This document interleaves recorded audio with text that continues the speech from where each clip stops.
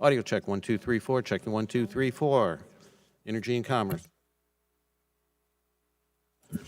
Check 1, 2, 3, 4. I heard it.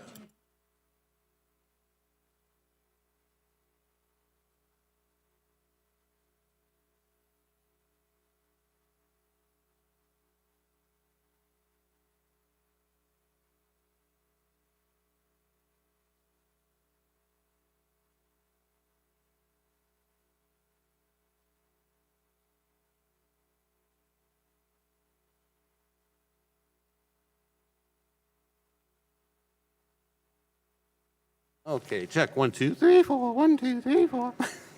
Okay, audio check 1, 2.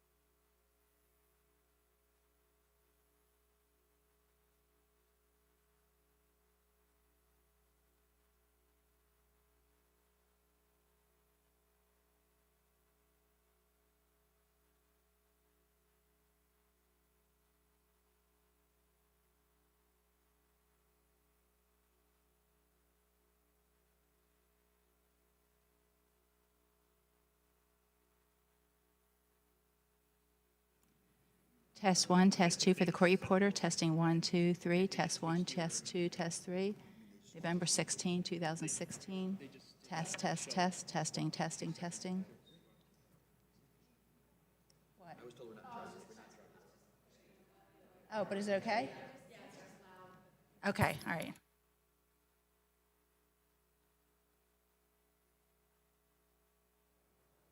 Test 1, 2, 3. Testing, testing, testing. Good.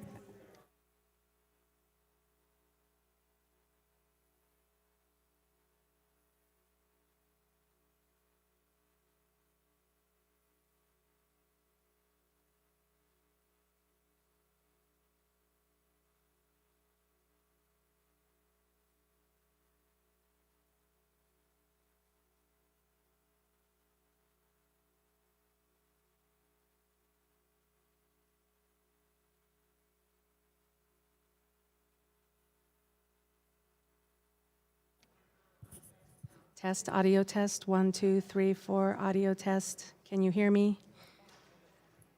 Audio test, 1, 2, 3, 4, 5. Cybersecurity, Bentley Au, Toyota Motor Sales, Chief Information Security Officer. I'm at 94. I know, I'll probably set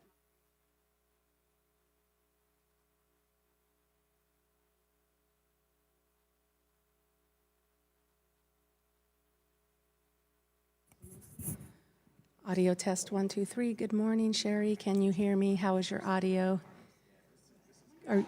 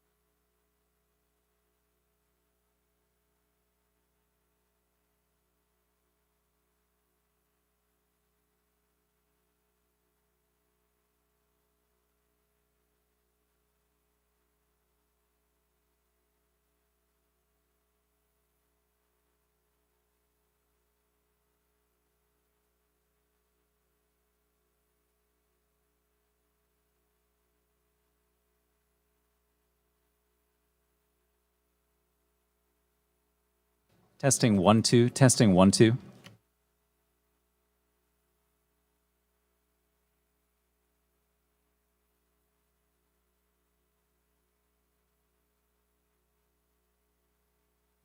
Testing 1 2. Testing 1 2.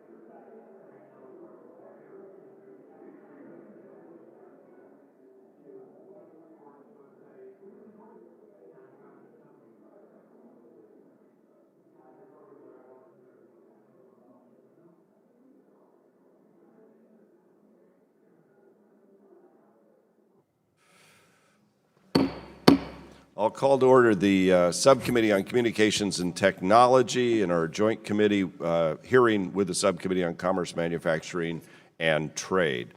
Good morning, everyone.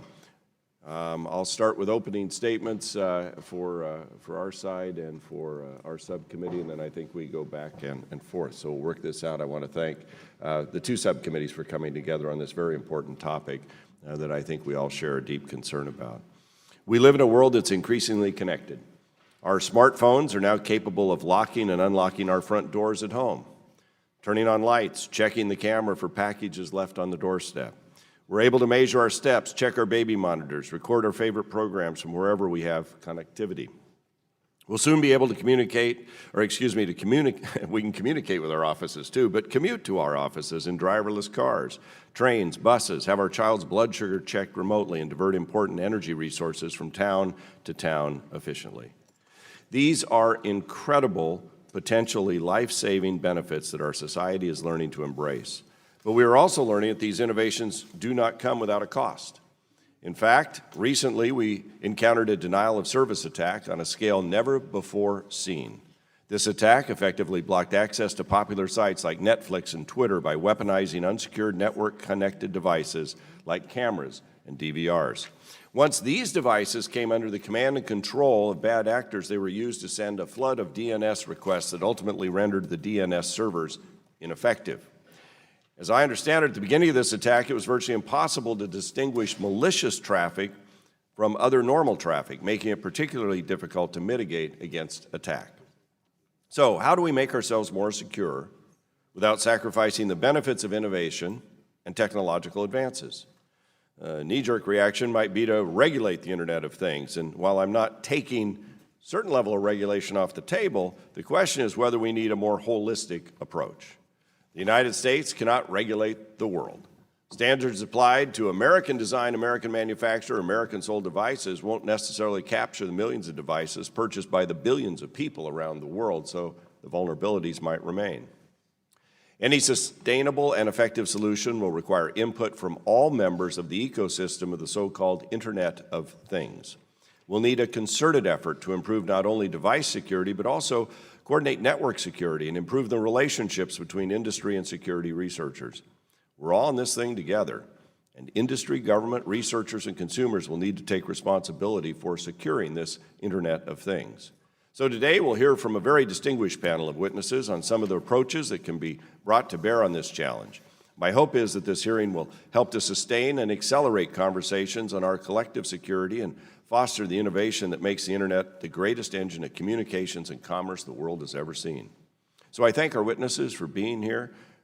We appreciate your willingness to come and share your expertise. It is very helpful in our endeavors, and I look forward to your testimony. At this time, I would yield to Ms. Blackburn for an opening statement. Thank you, Mr. Chairman, and I also want to welcome our witnesses, and we appreciate your time. You know, we did an Internet of Things hearing in March 2015, and at that point I talked a lot about the convenience that this brings to us in our daily lives and about the opportunities that it will open for us. I think now as we look at it, as the chairman said, you look at the cost, you look at the maximized use that exists. I think that by 2020, the expectation is 3.4 billion devices that would be in this universe of connected. That means we have vulnerabilities that exist, entry points, and we'll want to discuss some of those vulnerabilities with you today, get your insight, and see how we as policymakers work with this wonderfully exciting, innovative area in order to make certain that Americans have access, but they also know that there is, as the chairman said, security as we approach this. And with that, Mr. Chairman, I yield back. Gentlelady yields back the balance of her time. We'll now, I'll yield back the balance of my time as well. We'll now turn to my friend from California, the Gentlelady, Ms. Eshoo, for opening comments. Thank you, Mr. Chairman. First of all, I want to express our collective thanks from this side of the aisle to you for responding to our request to have this hearing. Mr. Pallone, Mr. McNerney, Ms. Schakowsky, Ms. DeGette, and myself all made the request, and we're grateful to you for holding the hearing because we think that this is obviously a very large issue and something that concerns the American people. In fact, Americans are connecting more devices to the internet than ever before. Most of us carry at least one in our pocket, but as technology evolves, we're seeing a proliferation of everyday items and appliances that connect online. This is good. Today, everything from washing machines to light bulbs are now capable of connecting to the internet. The business world also relies more and more on the internet. In fact, internet-enabled objects to drive their efficiencies and to produce lower costs. There are as many as 6.4 billion with a B, Internet of Things products in use worldwide just this year. The growth in this market is expected to be significant, including estimates of over 20 billion internet-enabled products connected worldwide by 2020. So this is not a small market. It makes it a very large issue. It is an economic one, and we don't want to damage that, but it's something that needs our attention. There's great potential for innovation as more devices become connected, but there's also the potential for serious risk if they're not properly secured. That's really what we're pursuing here. We need to look no further than the major attack on October 21st that crippled some of the most popular websites and services in our country. The distributed denial of service attack against dynamic network services, known as DYNE, was made possible by unsecure Internet of Things devices that attackers were able to infect with malware. This army of devices was then harnessed by the attackers to bring down DYNE's servers.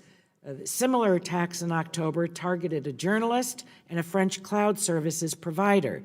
These attacks raised troubling questions about the security of internet-enabled devices and their potential to be used as weapons by cyber attackers. For example, it's been reported that some devices used in these attacks may have lacked the functionality to allow users to change the default username and password. We already know that an important way to prevent cyber attacks is to practice good cyber hygiene, which includes changing default usernames and passwords.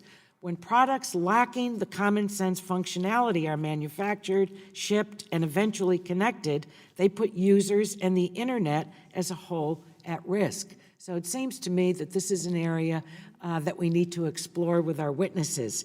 There's also the issue of how long these unsecured devices can remain in use. The DYNE attack reportedly used infected devices that were first manufactured as early as 2004. Manufacturers may no longer update products that have been in use for so long, further exposing users and the internet to security risks. Finally, we have to recognize that this is a global issue. Level 3 Communications estimates that a little more than a quarter of these devices infected with the malware that was used in the DYNE attacks are located in the United States. One of the major manufacturers of products that appear to be particularly vulnerable is based in China. This is important to keep in mind as we explore how to address this problem going forward. So this hearing, I think, is a very important step in helping us, first of all, to all understand what lessons we should take away from these recent attacks. The Internet of Things offers exciting possibilities for innovation, but we can't afford to ignore the risks that come when devices are designed without security. Whatever the ultimate solution is, I think industry must play a central role in the effort to address these issues, and I look forward to hearing from our witnesses today. You play a very important role in this. So with that, thank you again, Mr. Chairman, for allowing this hearing to take place, and I yield back the balance of my time. Gentlelady yields back the balance of the time. The chair now recognizes the gentleman from Texas, Dr. Chairman Burgess. Thank you, Mr. Chairman, and good morning to our witness panel today. Thank you, Mr. Chairman, for holding the hearing and allowing us to have this discussion about the recent cyber attacks. Several popular websites were knocked offline for several hours on October 21st of this year. Hackers used malware to create a botnet, sort of a gargantuan amorphous mass of connected devices to flood a domain server with terabytes of traffic, overwhelming the system and preventing legitimate traffic from accessing those devices. In this case, the result was brief, but the outages were on consumer-facing websites. The incident is unique in that it wasn't someone's desktop or laptop, but it was the armies of compromised devices that launched these attacks without the knowledge of the device owners. Many of the devices are regular household items, such as baby monitors, DVRs, and webcams, and many consumers do not realize they do need strong cyber protections on even these everyday devices. But that's exactly why this attack and others like it has been so successful. The malware that created this botnet spread to vulnerable devices by continuously scanning the internet for Internet of Things systems protected only by the factory default manually generated usernames and passwords. The balance between functionality and security is not going to be resolved in the near term. Consumers want the newest and fastest device. They want it as soon as possible, and they have not employed adequate security protections. In fact, the most common password is the word password. The culture surrounding personal cybersecurity must change to ensure that the Internet of Things is not vulnerable to a single insecure device. The Subcommittee on Commerce, Manufacturing, and Trade has explored cybersecurity through a number of hearings, including our Disruptor series. Cybersecurity, the issue of cybersecurity, has been raised and discussed at each of these hearings.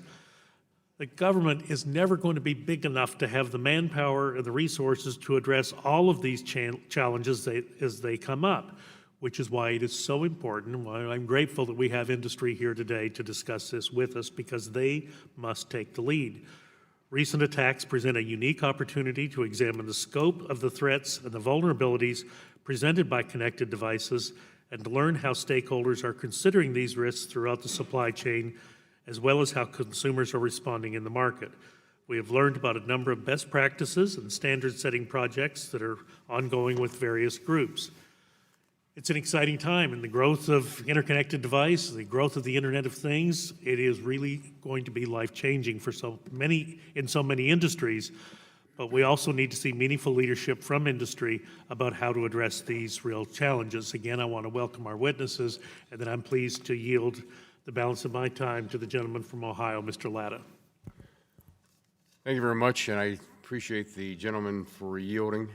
And I also appreciate the both chairmen of both subcommittees for holding this very important subcommittee hearing today on the cybersecurity risks associated with connected devices.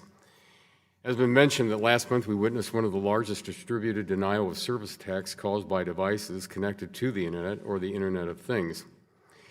The attack against Dyn revealed the impact that a lack of adequate security measures in these devices can have on the broader Internet community. By simply exploiting weak security features such as default usernames and passwords, hackers could easily leverage hundreds of thousands of networked devices and compromise several major websites. That is why it is essential under the Internet of Things device manufacturers build in security by design and have the ability to deploy patches or upgrades. Additionally, consumers must be vigilant in securing devices through good cyber hygiene practices in order to guard data and fully experience the benefit of the Internet of Things. As the co-chair of the Committee on the Internet of Things Working Group, I am all too familiar with this issue. Cybersecurity is among one of the most common themes that is mentioned in all of our working group briefings. No matter what type of IoT, from health to energy applications, securing devices and protecting consumer data is a top priority. Today, we are reminded again that there is a need for IoT security guidelines that keep pace with rapidly evolving technologies. However, there is a delicate balance between oversight and regulatory flexibility. and we must encourage the industry to establish best practices that will not hinder innovation and protect consumer privacy and security. And with that, I appreciate the gentleman for yielding, and I yield back. Gentlemen yield back their time. We'll now turn to the gentlelady from Illinois, Ms. Schakowsky, for opening comments. Thank you, Mr. Chairman.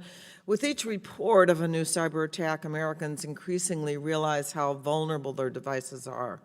On October 21st, Americans lost access to sites such as Twitter, Amazon, and Spotify because of a massive distribution denial of service, or DDoS, attack against Dyn, a domain naming system company. In the wake of that cyber attack, I joined with Representatives Pallone, Eshoo, DeGette, and McNerney in requesting a hearing like this. And I appreciate it very much that we're having it on this important issue. We need to better understand our vulnerabilities and update federal policy to stop such attacks in the future. The motivations of hackers vary from identity theft to actually undermining public trust. They go after consumers, businesses, and even presidential elections. The U.S. intelligence community found that hackers supported by the Russian government put their thumb on the scale in 2016. I strongly believe that use of cyber attacks by a foreign actor to manipulate our democracy should be troubling to everyone.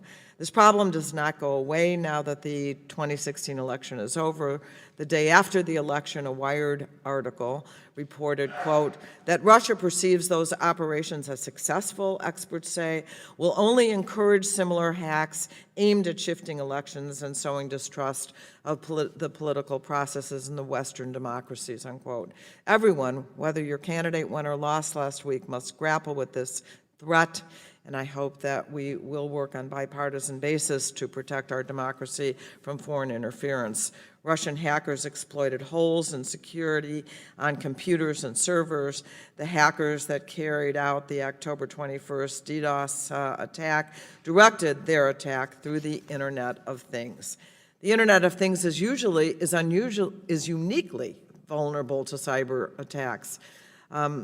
IoT devices often have less protection from malware, and manufacturers are often slower to install security patches. Manufacturers put consumers at further risk by using default passwords or hard-coded credentials. Once hackers find out what those passwords are, they can hack hundreds, thousands, or even millions of devices. That's what happened in the Dyn attack. Hackers accessed an army of IoT devices by exploiting default passwords. They then used that army to attack Dyn. Traffic from the IoT devices overwhelmed the service and the service and shut it down, which in turn cut off Americans' access to many popular websites. You don't have to be a tech expert to see the terrifying potential for future cyber attacks. So it's time now for action. 2 weeks ago, Ranking Member Pallone and I called on the Federal Trade Commission to work with IoT manufacturers to patch vulnerabilities on their devices and require the changing of default passwords. We also called on the FTC to alert consumers about potential security risks. We need stronger cybersecurity standards for all devices that could be attacked or used to launch a cyber attack. Given the nature of cyber attacks, we cannot count on IoT manufacturers to do the right thing on their own.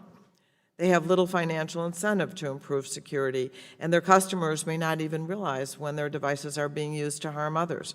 Consumer watchdogs like the FTC must take a leading role in promoting cybersecurity and holding companies accountable when they fail to provide adequate protections. Unfortunately, at the same time that the threat to consumers from cyber attacks are rising, the Republican majority is pushing legislation to reduce the FTC's authority and cripple its enforcement capabilities. Stopping irresponsible behavior by companies requires strong consent orders and the ability to pursue privacy cases. The so-called, quote, process reform, unquote, bill that Republicans reported out of committee would threaten the FTC's ability in those areas. Instead of rolling back consumer protections, we need to face today's cyber threats head-on. Consumers can't afford to be left vulnerable, and in the long run, manufacturers can't survive a pattern of high-profile cyber attacks that undermine consumer trust in their products. In Mr. Schneier's written testimony, he called the Dyn attack, quote, as much a failure of market policy as it was of technology, unquote. We should not be content with failure any longer. I want to thank the chairman for listening to our request for a hearing, and we have to continue our work on this issue in the months and years to come. Gentlelady yields back her time. We thank you very much for your request. We share in this concern, obviously. It's a bipartisan issue. We look forward now to the testimony from our expert witnesses. We're glad you're all here, and we'll start with Mr. Dale Drew, who's the Senior Vice President, Chief Security Officer for Level 3 Communications. Mr. Drew, welcome. Thank you very much. Turn on your microphone and have at it. Chairman Walden and Burgess and ranking members Ishu and Chakowski, thank you for the opportunity to testify on behalf of Level 3 Communications regarding the recent cyber attacks on our nation's communications landscape and the risks posed by vulnerabilities found in IoT devices. Level 3 is a global communications company serving customers in more than 500 markets in over 60 countries. Given our significant network footprint and the amount of traffic we handle on a daily basis, Level 3 has a unique perspective on threats facing our communications landscape. Several years ago, Level 3 established the Threat Research Labs to actively monitor communications for malicious activity, helping to detect and mitigate threats on our networks, our customers, and the broader internet. Every day, our security team monitors more than 48 billion security events, detecting over 1 billion unusual or suspicious pieces of traffic. The proliferation of IoT devices represents tremendous opportunities and benefits for consumers by connecting devices such as cameras, light bulbs, appliances, and other everyday items to the internet. However, the lack of adequate security measures in these devices also poses significant risk to users in the broader internet community. Vulnerabilities in IoT devices stem from several sources. Some devices utilize default and easily identifiable passwords that hackers can exploit. Others utilize hard-coded credentials that users are not able to change. Many devices also lack the capability of updating their firmware, forcing consumers to monitor for and install the updates themselves. The global nature of IoT device marketplace means that many products are manufactured in and shipped to foreign countries that have yet to embrace sound and mature cybersecurity practices.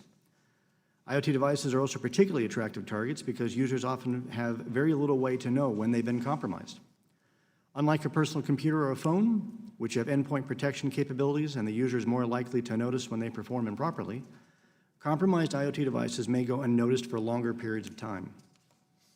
In September of 2016, Level 3's Threat Research Labs began tracking a family of malware targeting IoT devices. The bad actors were leveraging the infected devices to create DDoS botnets, impacting not just those devices, but potentially anyone on the internet. The new malware known as Mirai and its predecessor Bashlight has affected nearly 2 million devices on the internet. Mirai resulted in multiple major websites going offline, and the new attacks are alarming for their scope, impact, and the ease in which the attackers have employed them.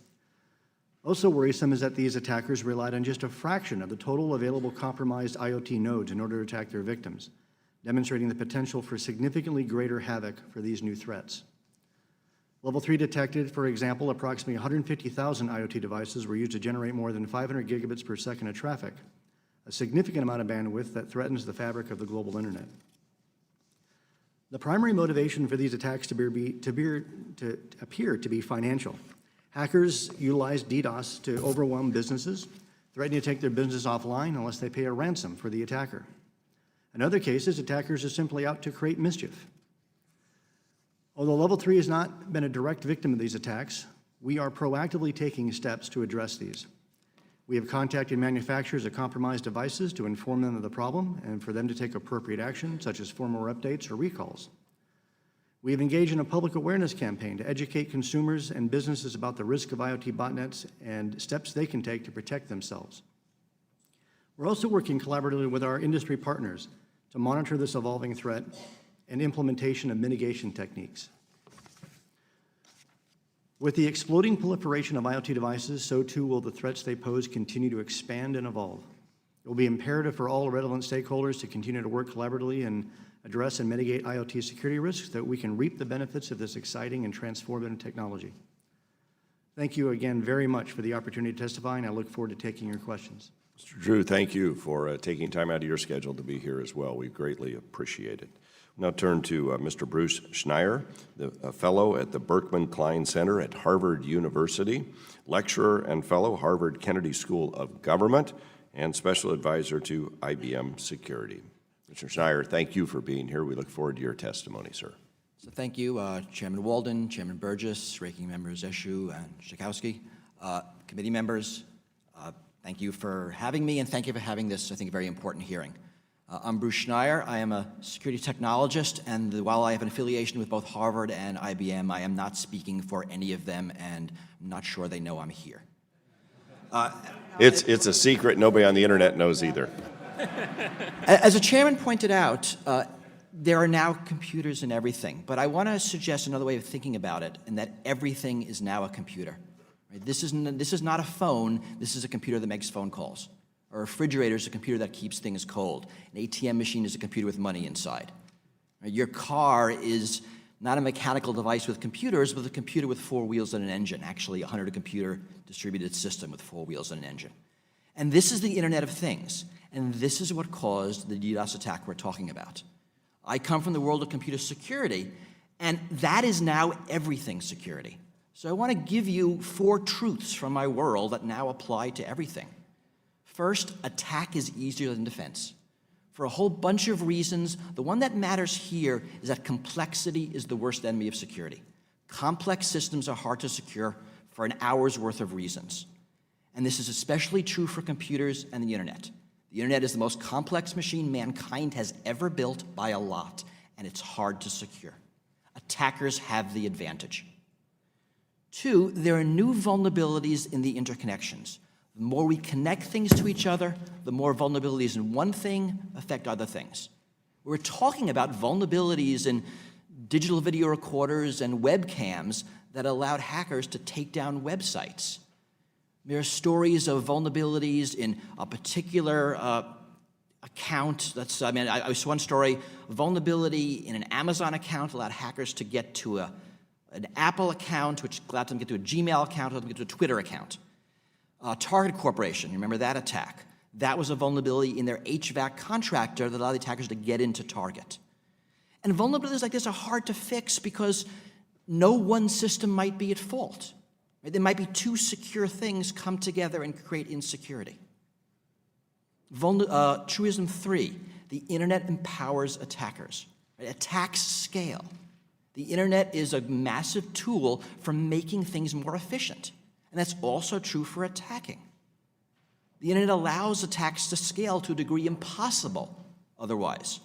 Right? We're talking about millions of devices harnessed to attack Dyn, and that code, which somebody smart wrote, has been made public. Now anybody can use it. It's in a couple of dozen botnets right now. Any of you can rent time on one on the dark web to attack somebody else. I don't recommend it, but it can be done. And this is more dangerous as our systems get more critical. The Dyn attack was benign. A couple of websites went down. The Internet of Things affects the world in a direct and physical manner. Cars, appliances, thermostats, airplanes. Right? There's real risks to life and property. And there's real catastrophic risks. 4th truism, the economics don't trickle down. Right? Our computers are secure for a bunch of reasons. The engineers at Google, at Apple, at Microsoft spend a lot of time at this. But that doesn't happen for these cheaper devices. Right? Ms. Eshu's talked about this. These devices are lower profit margin, they're offshore, there's no teams, and a lot of them cannot be patched. Those DVRs, they're going to be vulnerable until someone throws them away. And that takes a while. We get security because I get a new one of these every 18 months. Your DVR lasts for 5 years, your car for 10, your refrigerator 25. I'm going to replace my thermostat approximately never. Right? So the market really can't fix this. The buyer and seller don't care. Right? And Mr. Burgess pointed this out. Right? The buyer and seller want a device that works. This is an economic externality. They don't know about it, and it's not part of the decision. So I argue that government has to get involved, that this is a market failure, and what I need are some good regulations. And there's a list of them, and Dr. Fu's going to talk about some of them, but there's not something the market can fix. And to speak to Mr. Walden's point, I mean, yes, I'm saying that a U.S.-only regulatory system will affect the products in the world, because this is software. Right? Companies will make one software and sell it everywhere, just like automobile emissions control laws in California affect the rest of the country. It makes no sense for anybody to come up with two versions. And I think this is going to be important, because this, for the first time, the internet affects the world in a direct and physical manner. And the second point I'm going to make very quickly is we need to resist the FBI's calls to weaken these devices in their attempt to solve crimes. We have to prioritize security over surveillance. It was okay when it was fun and games. But now, I mean, already there's stuff on this device that monitors my, my medical condition, controls my thermostat, talks to my car. Right? I mean, I've just crossed 4 regulatory agencies, and it's not even 11 o'clock. Right? This is going to be something that we're going to need to do something new about. And like many new technology in the 20th century, new agencies were created. Trains, cars, airplanes, radio, nuclear power.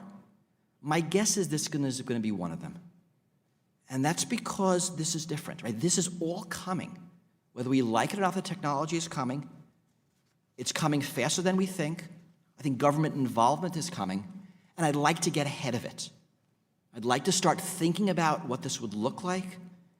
And we're now at the point, I think, where we need to start making moral and ethical and political decisions about how these things worked. When it didn't matter, when it was Facebook, when it was Twitter, when it was email, it was okay to let programmers, to give them the special right to code the world as they saw fit. We were able to do that. But now that it's the world of dangerous things, that it's cars and planes and medical devices and everything else, that maybe we can't do that anymore. And I don't like this. I like the world where the internet can do whatever it wants, whenever it wants, at all times. It's fun. This is a fun device. But I'm not sure we can do that anymore. Right. So thank you very much, and I look forward to questions. Schneider, thank you very much. Appreciate your comments. We'll now go to Dr. Kevin Fu, CEO of Virta Labs and Associate Professor, Department of Electrical Engineering and Computer Science at the University of Michigan. Dr. Fu, thank you for joining us. Please go ahead. Good morning, Chairman Walden, Burgess, Ranking Member Eshoo, and Tchaikovsky, and distinguished members of the Joint Committee.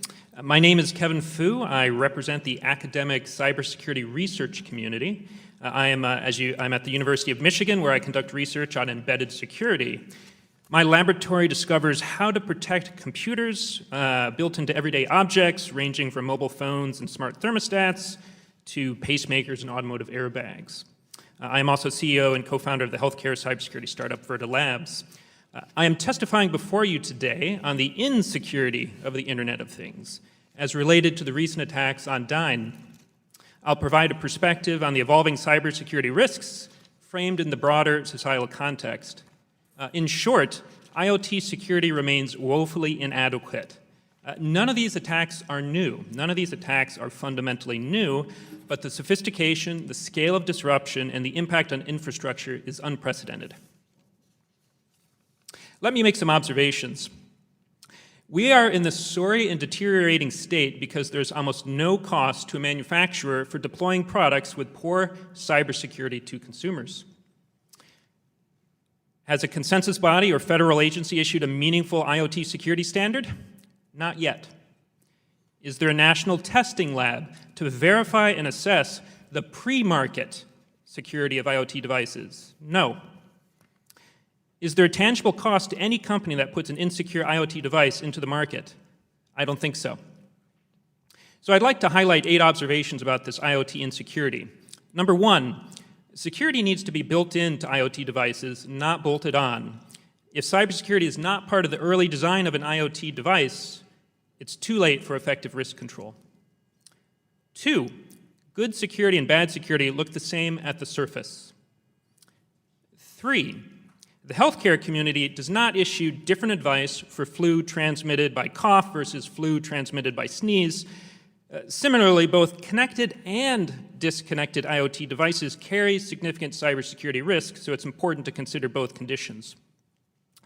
4, the millions of insecure IoT devices are just a small fraction of what the IoT market will resemble in 2020, and it will get much worse if these security problems remain unchecked. 5, unlike inconvenient security problems for your tablets or notebook computers, IoT insecurity puts human safety at risk, and innovative systems will not remain safe if they are not secure. 6, I consider security a solution, not a problem. Better cybersecurity will enable new markets, promote innovation, and give consumers the confidence to use new technologies that improve the quality of life. 7, may be surprising, but there are over 209,000 unfilled cybersecurity jobs in the USA, and that's just this country.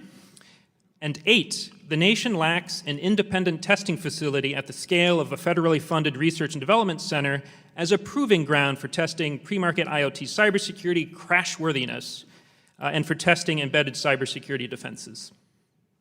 Let me conclude with 5 recommendations to protect our national infrastructure. Number 1, incentivize built-in basic cybersecurity hygiene by establishing meaningful milestones encouraging use of strong cryptography in these products. 2, support agencies such as the National Science Foundation, the National Institute for Standards and Technology to advance our understanding of IoT security and to train the hundreds of thousands of students necessary for a robust cybersecurity workforce.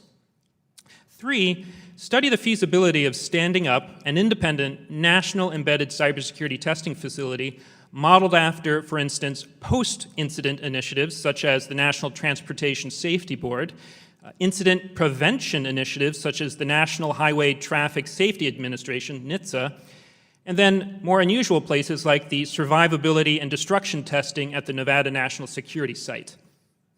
Number 4, I recommend leveraging the existing cybersecurity expertise within agencies such as NIST, NSF, DHS, and DARPA. And finally, 5, I believe that universities, industry, and the government must find the strength and the resolve for protecting our national infrastructure through partnerships, and that investments in embedded cybersecurity will pay great dividends to our society and our economy.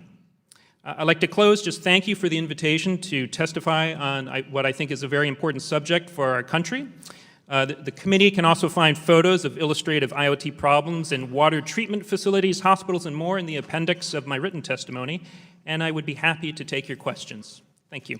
Dr. Fu, thank you, and thank you to all of our witnesses. This has been very enlightening. We greatly appreciate your testimony and your recommendations for our consideration.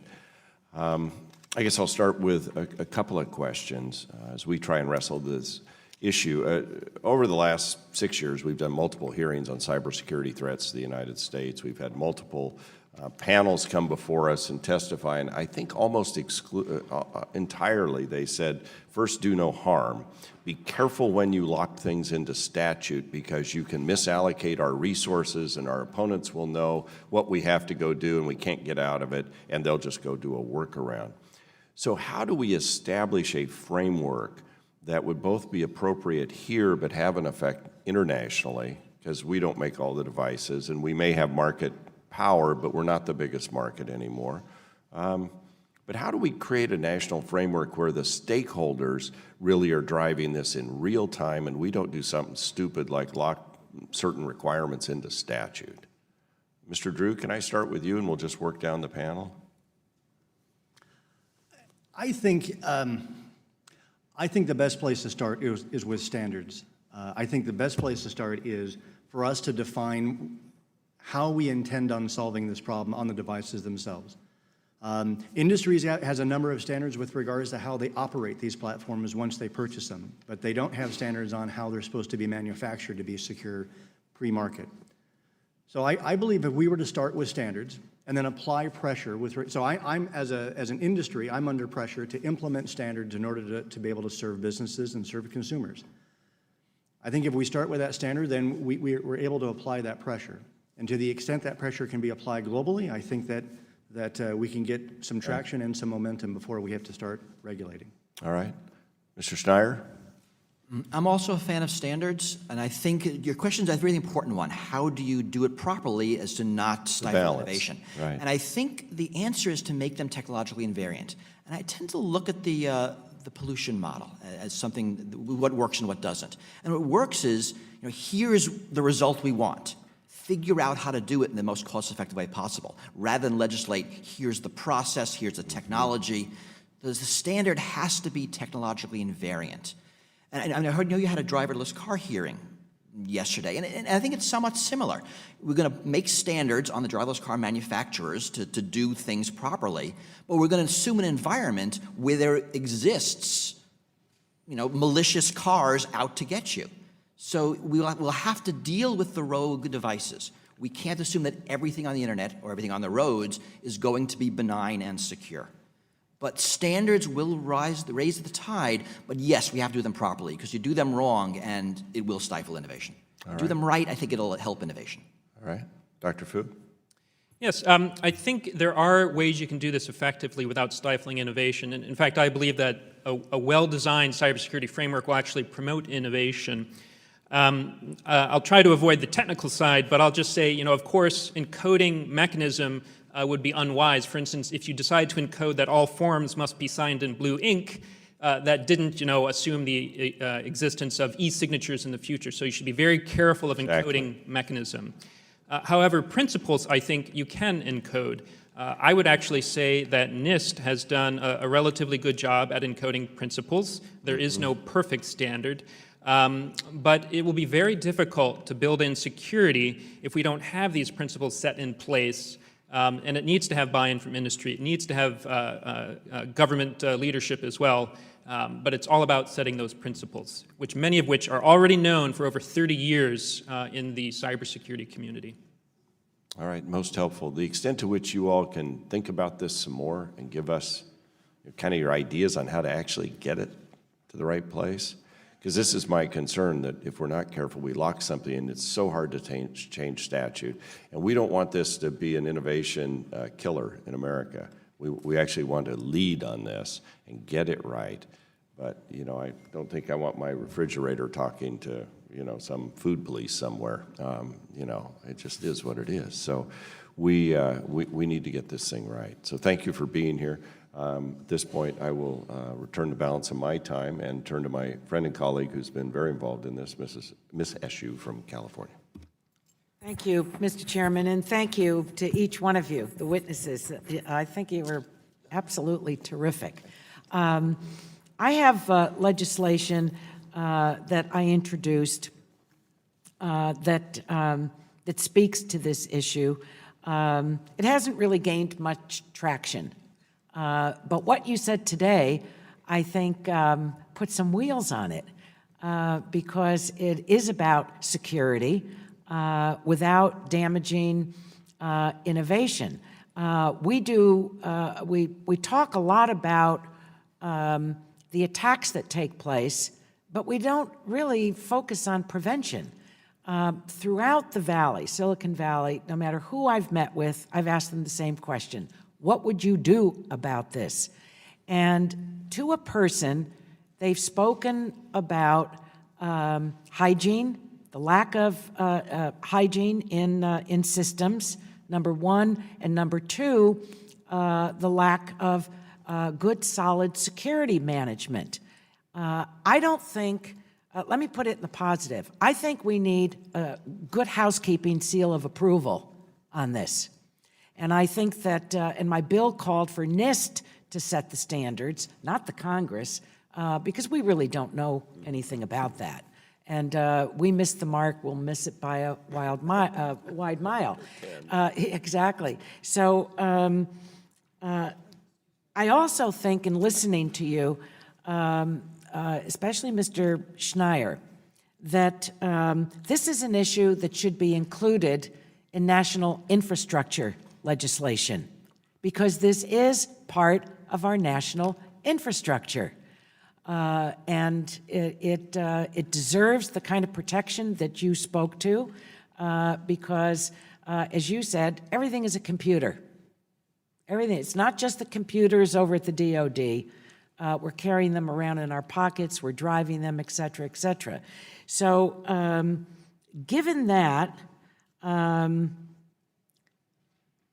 what is the framework for it? How would both Mr. Schneier and Dr. Fu and Mr. Drew, what would it look like? What would it look like? We place, I'm giving you a blank slate.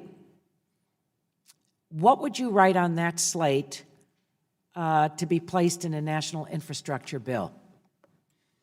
So Whoever wants to start, Mr. Schneier? I actually think we need a new agency. That the problem we're going to have is that we can't have different rules that the computer has wheels or propellers or makes phone calls or is in your body. That's just not going to work. That these are all computers, and we're going to have to figure out rules that are central. So we have a continuing new majority, so I don't think they want to create an agency, honestly. But this thing needs to For everyone get done. we create, we delete No, well, two. they don't like that stuff. So I think you're right. You know, new agencies, new regulations, we're dead in the water. But we can't leave this issue to be dead in the water. Our country deserves much better. And so I'm really not joking. I mean, it's a little bit of fun, but, you know. I understand, but I actually think it's not going to go that way. I mean, because I think Oh, government's good. getting involved here regardless. Uh-huh. The risks are too great and the stakes are too high. And you know, nothing motivates a government into action like security and fear. In 2001, we had another small government, no regulation administration produce a new federal agency 44 days after the terrorist attacks. Something similar happens in the Internet of Things, and there's no cybersecurity expert that will say, well, sure, that could happen. I mean, I think you're going to have similar response. So I see the choice is not between government involvement and no government involvement, but between smart government involvement and stupid government involvement. Dr. Fu? I'd rather think about it now, even if you say you don't want this, because when something happens and the public says something must be done, what do you mean 1,000 people just died? That we have something more than, I don't know, let's figure it out fast. So I agree with you. I'm not a regulatory fan, but these is the world of dangerous things. We regulate dangerous things. So let's Dr. do it Fu, can you smart do enough. something in 5 seconds? I would say Thank we're going to have some serious trouble if we don't answer these questions. I fear for the day where every hospital system is down, for instance, because an IoT attack brings down the entire healthcare system. I do think you need to spend more time on the pre-market. I know from my working with manufacturers that the engineers there are brilliant, but they often are not given the time of day from their executives. They're often not given the resources to do their jobs. What you need to do is give those people who can do a good job at those companies the ability to do so and incentivize their executives. Thank you very much. Most helpful. Thank you. Mr. Chairman. I would just point out, we're all engaged in this on both sides. My friend and I have some back and forth from time to time. She likes to characterize what we're for or against, which we may or may not be. But we are all committed to trying to figure out how to find a solution, and this is bipartisan. So we appreciate your testimony. We scheduled this hearing back in October, right after the attack, and as soon as we were back in town, we're having it, and we will continue to march forward. With that, I'd turn to the gentleman from Texas, Mr. Burgess. Thank you, Chairman Walden, and again, it's been a fascinating discussion and back and forth. Many years ago, before I knew about the Internet of Things, I was invited out to Microsoft in Washington, and they showed me the house they had. In fact, the house was named Grace, and you walk up to the door, and Grace knew you were coming to the door. Grace turned the lights on, set the thermostat for the temperature that you wanted.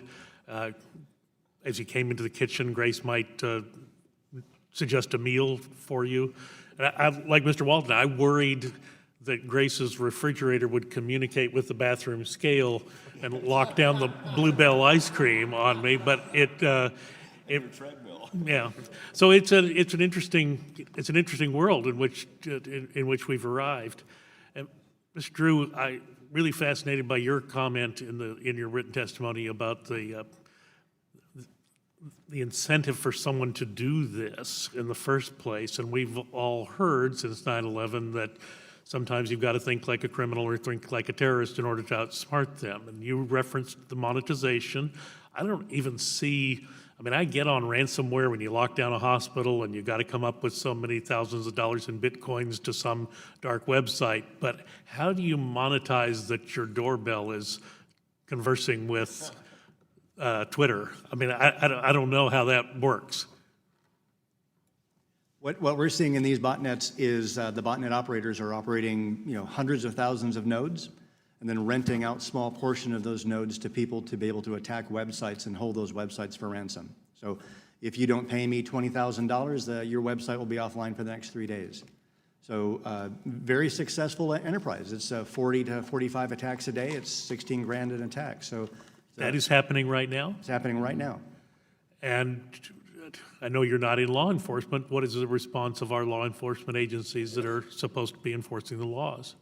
They are working very diligently to identify the operators of the botnet as well as the renters of the botnet, as well as making some arrests in those cases to be able to curtail this. But what we've seen is the IoT of things has changed the nature of the game of this to where it's much easier to break into those devices and they go unnoticed for longer periods of time. And, here, this is one of the things that bothers me about this, because until we had this headline-grabbing attack because it was just so massive, you don't hear about someone being busted for holding someone hostage for $17,000 so you unlock their hospital records or whatever was going on. I mean, one of the things that is talked about is making the public aware. You got to practice good hygiene. You can't have your password as password or 1, 2, 3, 4. But there needs to be a societal understanding of reporting the crimes when they occur.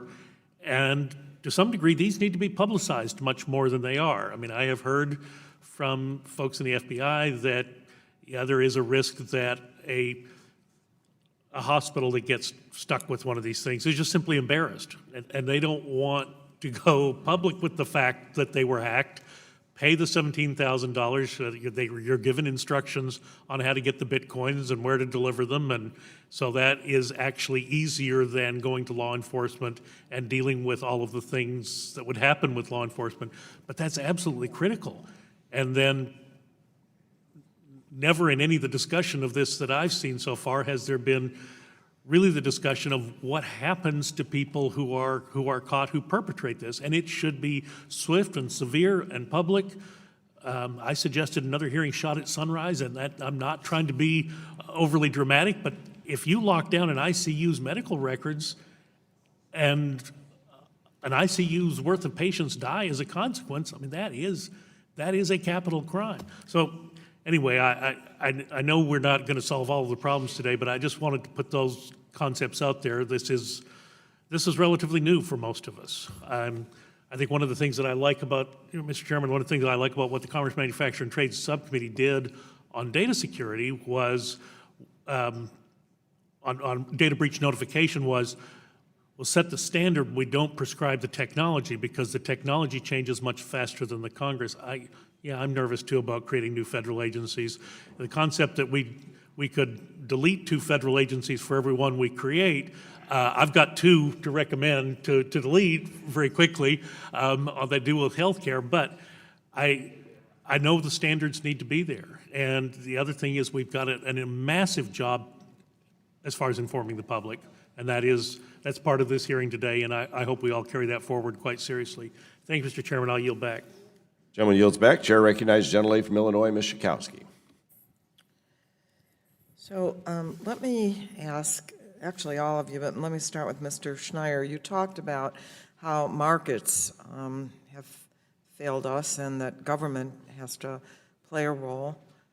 But I'm wondering from you and from anyone, given that computers are ubiquitous, and your example that got into Target through the HVAC system is just shocking to me, but is there a role for consumers, for consumer education, for consumer action, or is this beyond us now? for individuals to actually play a role in security? You know, I think there's a role for some, but really we're asking consumers to shore up lousy products. It shouldn't be that there are default passwords. It shouldn't be that you have to worry about what links you click on. Links are for clicking on. I mean, these devices are low profit margin. They're made offshore. The teams that after they make them disband, and the buyer and seller don't care. I mean, so I might own this DVR. You might own it. You don't know if it was used. You don't know if it's secure or not. You can't test it, and you fundamentally don't care. You bought it because of the features and the price. It was sold to you because of the features and the price. And this is an externality. The fact that it was used by this third party, not him, but by the third party to attack this other site, and it's something that the market can't solve because it's not a market. The market isn't involved in that. So I don't think I can educate the consumer. It's putting a sticker on that says, this device costs $20 more and is 30% less likely to annoy people you don't know. I'm not sure I'm going to get a lot of sales. Mm-hmm. So in 2015, the Federal Trade Commission suggested best practices for device manufacturers to address security vulnerabilities. For example, device manufacturers should test security measures before releasing their products, minimizing the data they collect and retain. And frankly, it seems surprising to me that manufacturers are not already taking these steps, but you're saying that right now there are no real incentives. So is that what we need to focus on? I think we should. I think we get the incentives right, the technologists will figure this out. I mean, this isn't, some of it's rocket science, most of it isn't. But these are solvable problems. The incentives just aren't there to build a security in. We incentivize price, we incentivize time to market, we incentivize features. I mean, that's what we buy. That's what we want because that's what we can see. I don't think I can get consumers to pry open the hood and look at the details. It's beyond the consumers, I know, and it shouldn't be their problem. It shouldn't be something they have to worry about. So let me ask Mr. Drew and Dr. Fu if you want to comment on that. I would largely agree with my colleague here. I'd say that from a business perspective, there's a lot of incentive for me to make sure that the products that I buy, the software that I buy, follows specific standards, have been manufactured correctly before I put them in the network. I'd like to see more in that area. I'd like to see more responsibility put on the manufacturer than there is today, but I do provide that incentive to those manufacturers. Consumers, on the other hand, don't have that incentive. What they do have is the incentive of public events, right? And the internet's been very adaptable and very flexible to that when there is a large sort of trip over or a mistake over security, that they become more aware, and then they push those requirements and those demands back to the manufacturers by purchasing products they feel more comfortable with. So I'm going back to standards. I'm going back to certifications and standards. You see that seal of approval on the device, and that's a device that's going to be more protected than another device because you don't want your refrigerator talking to your scale, or you don't want your thermostat talking to your doorbell. And so I think let me just interrupt you because my time's running out, but I would like Dr. Fu to be able to join in. Sure. I would just paint a darker picture. Even if a consumer wants to have security, so not many consumers are aware they need security, but when they even want security, it's hard to get. Let me take the example of the hospitals, asking questions about why ransomware gets into hospitals. It's not because they're not clueful about it. They can't get the manufacturers to provide them with these IoT medical devices that can withstand the threats of malware. And it comes down to plain old economics. The question is, well, how much will you pay for it? Well, we think it should be built in. We think it's a public good. Well, how much are you going to pay for it? So everything's going to be driven by the economic factors, and I think the problem is, the consumer group thinks that it ought to be a public good, and then from the manufacturing standpoint, the question is, well, how much are you going to pay for it? And that's a question that needs to be resolved. Thank you. I'll yield back. The gentlelady yields back, and the chair now recognizes the gentlelady from Tennessee for 5 minutes. Thank you so much, Mr. Chairman. I want to go back. I mentioned the Cisco stats, and I think they rolled out of my mouth the wrong way. I want to clarify that for the record. We are currently at 3.4 IoT devices per person. And by 2020, we're going to be at 50 billion IoT devices. And that is the magnitude of this vulnerability that we have, because we're seeing it across our entire economy as we move from a physical application in so many arenas to the virtual space. And Professor Fu, I want to come to you. And Ms. Schakowsky just mentioned hospitals. Let's stay with that medical device component, because of the area that I represent, Nashville area, there is a lot of healthcare informatics and work that is done utilizing IoT devices in the medical field. And as you look at the security, of course that's concerned. You look at information share, you know, you get vulnerabilities. But you mentioned in your testimony, going back on pages 5 and 6, IoT devices tend to have safety consequences or involve physical manipulation of the world that could easily lead to harm. And then you go on to say a number of hospitals express concern about the IoT devices. So talk to me about mitigation strategies and what you see with these devices, and then what special considerations must be given to healthcare technology and to the medical devices, and how should we go about addressing that? Right, well, thanks for the question. Unfortunately, I don't think I'll be able to give a satisfying answer, because at the moment, if you were to be a fly on the wall in the boardroom when the hospitals are discussing the topic of how does IoT security affect their assurance of the clinical operations being continuous, at the moment, it's they don't have a plan. It's more, well, we need to get a plan. What can we do? And it's usually some of the security officers saying, well, the problem is we don't really know what devices we have in our hospital. We don't have a very good inventory. We get a lot of contraband coming in. This contraband is known as shadow IT. It's got a great acronym. But the shadow IT, it comes in, typically it's a clinician who accidentally connects a device to a very important network, but maybe it's a music player that is simply providing comfort to the patients during surgery, and they don't realize it's introducing new safety and security risks because they don't have the security baked into these devices. So the IoT risk is more about having unvetted assets coming into a very safety-critical arena. They don't have a good answer right now, and that's because it's not built in. Okay, well then, let me go to Mr. Drew, and the article in the New York Times yesterday that I'm sure you all saw and are aware of. Secret backdoor in some U.S. phones sent data to China. Yes. And Mr. Schneider, I assume you read that. Looks like you did. But this is the kind of thing where consumers are unaware. And if you take a device like that, and then you have the concerns, if it does get into an environment such as a hospital or a medical facility with patient information, things of that nature. So these malicious actors are out there, and with the vulnerability of these IoT devices, you have some of these concerns that are going to manifest themselves.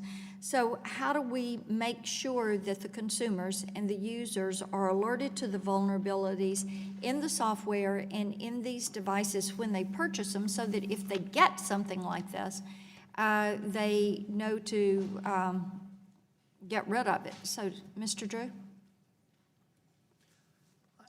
I would say that the biggest sort of benefit of IoT devices, the reason that IoT devices can get compromised so quickly is because they all look the same. So a device manufacturer, all those devices look the same. The users are not really configuring the operating system at all. That's why devices can get compromised very, very quickly, very wide scale. Having those devices ability to auto-patch, so when a new exposure comes out, that device can call home, get a new software update, and automatically update, that is going to be the thing that keeps that infrastructure healthy. Thank you. Yell back. The gentlelady, the vice chair of the full committee, yields back. The chair now recognizes the gentleman from New Jersey, ranking member, for 5 minutes. Thank you, Mr. Chairman. I wanted to ask Mr. Schneier a couple of questions. Looking at the attack on Dyn 3 weeks ago, I'm concerned some people may dismiss it as only a few websites going down for a few hours. But in your view, what does the attack on Dyn expose about cybersecurity generally, and why are these attacks moving from benign to dangerous? I mean, it's really what I talked about, the world moving, the internet becoming something that affects the world in a direct physical manner. I mean, the computers are the same. When we're talking about these computers in our phones, in our computers, it's the same computers that are in these cheaper and smaller devices. But while the software is the same, the engineering is the same, there's a fundamental difference between your spreadsheet crashes and you lose your data and your car crashes and you lose your life. The computer's the same, the software is the same, but the effects are night and day different. And as these computers start, I live in Minnesota. I have a thermostat I can control from my phone, and if someone hacks it, they can, well, not this weekend, but in the middle of winter, they can burst my pipes when I'm here. I mean, that's real property damage, and that's different than a few websites going down, which I agree. I mean, Dyn was benign. It annoyed some people for a while. It didn't hurt anybody. We're talking about hospitals. We've seen DDoS attacks against 911 services. We're looking at our critical infrastructure, our power grid, our telecommunications network. I mean, these are systems that are being controlled by computers. We had hackers break into a dam a couple of years ago. It didn't do anything, but next time we might not get lucky.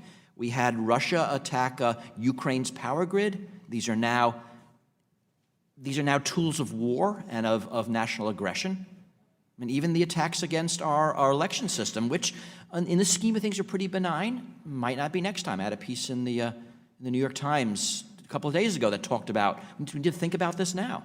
Because election machines are computers you vote on. Sure. Well, let me get to that. Kind of leads me to the next question, because you and others have said that the insecurity of devices connected to the internet stems from a market failure, and you even compare the problem to invisible pollution. Being an environmentalist, I'd like to better understand what you mean. Can you expand on the market failure at play here, and how are these insecure devices like traditional environmental pollution? It's because the insecure effects are often not borne by the buyer and the seller. The person who bought that DVR, who's still using it, who'll use it the next 5-10 years, will not bear any of the costs of the insecurity. So the manufacturer and the buyer too reaped the benefit. The device was cheaper. It was easier to make because it was insecure. And there is this societal cost that it can be used to attack others, to cause other vulnerabilities, to be used in conjunction, to cause other insecurities. So, like pollution, it's something in the environment that neither the buyer nor the seller, when they enter their market agreement to purchase the product, will fix.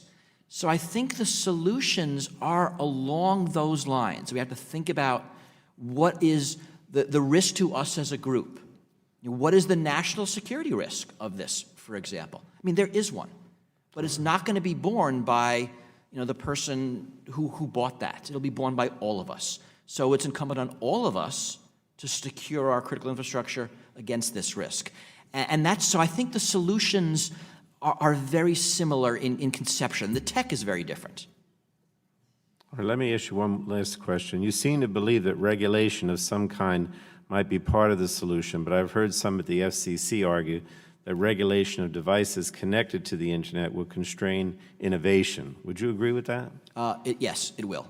I mean, I don't like that, but in the world of dangerous things, we constrain innovation. You cannot just build a plane and fly it.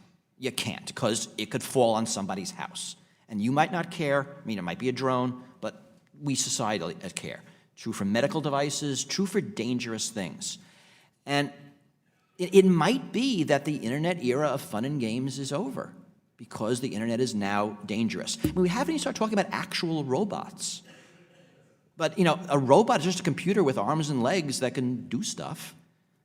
And I personally don't like killer robots. I think they're a mistake. and we should regulate them.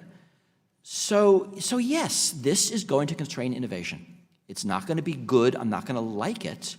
But this is what we do when innovation can cause catastrophic risk. And it's catastrophic risk here. It's crashing all the cars. It's shutting down all the power plants. I mean, the internet makes this possible because of the way it scales. And these are real risks. Thank you, Mr. Chairman. Thank you. The gentleman yields back. The chair now recognizes the gentleman from New Jersey for 5 minutes. Thank you. Good morning to the distinguished panel, and I certainly agree with Congresswoman Eshoo that this is one of the more interesting panels that we've had on this extremely important topic. Professor Fu, of your observations and recommendations, the 8 of them you have given to us, I would like to concentrate on 3 of them. Number 1, you state that security needs to be built into the Internet of Things devices, not bolted on. Could you expand on that as to how you think that might occur, that the security occurs before the device has been manufactured? Right, thank you. So we often, when we talk about security problems in the media or in the news, you think, oh, this was a poorly implemented product, where in fact it was a poorly designed product, and there's a subtle difference. If you don't get security built into the early design of these IoT devices, it doesn't matter how smart the engineers are, they will never be able to succeed at creating a secure device. And so that's why you really need to build it in. If you have this residual risk that you then hand off to the consumer, there are some sweet spots where you can try to mitigate the risk after the fact, but it's extremely rare, extremely hard, and extremely costly. So how do we do that? How do we build it in initially?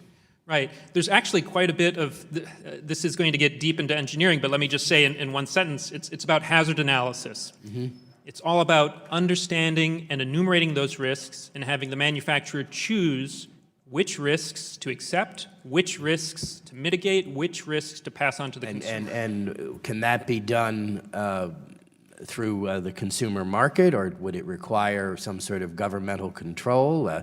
We have mandated, of course, airbags in automobiles, seat belts in automobiles to be built into the automobile initially and not to be added to the automobile. Is it your recommendation that this will require some sort of governmental mandate or not?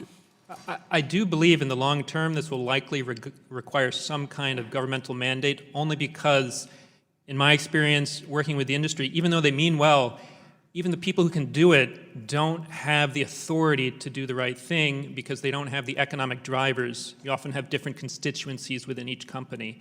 And let me just cite an example from the medical world. We didn't think about the safety of over-the-counter drugs until 1982 with the cyanide poisonings in Chicago.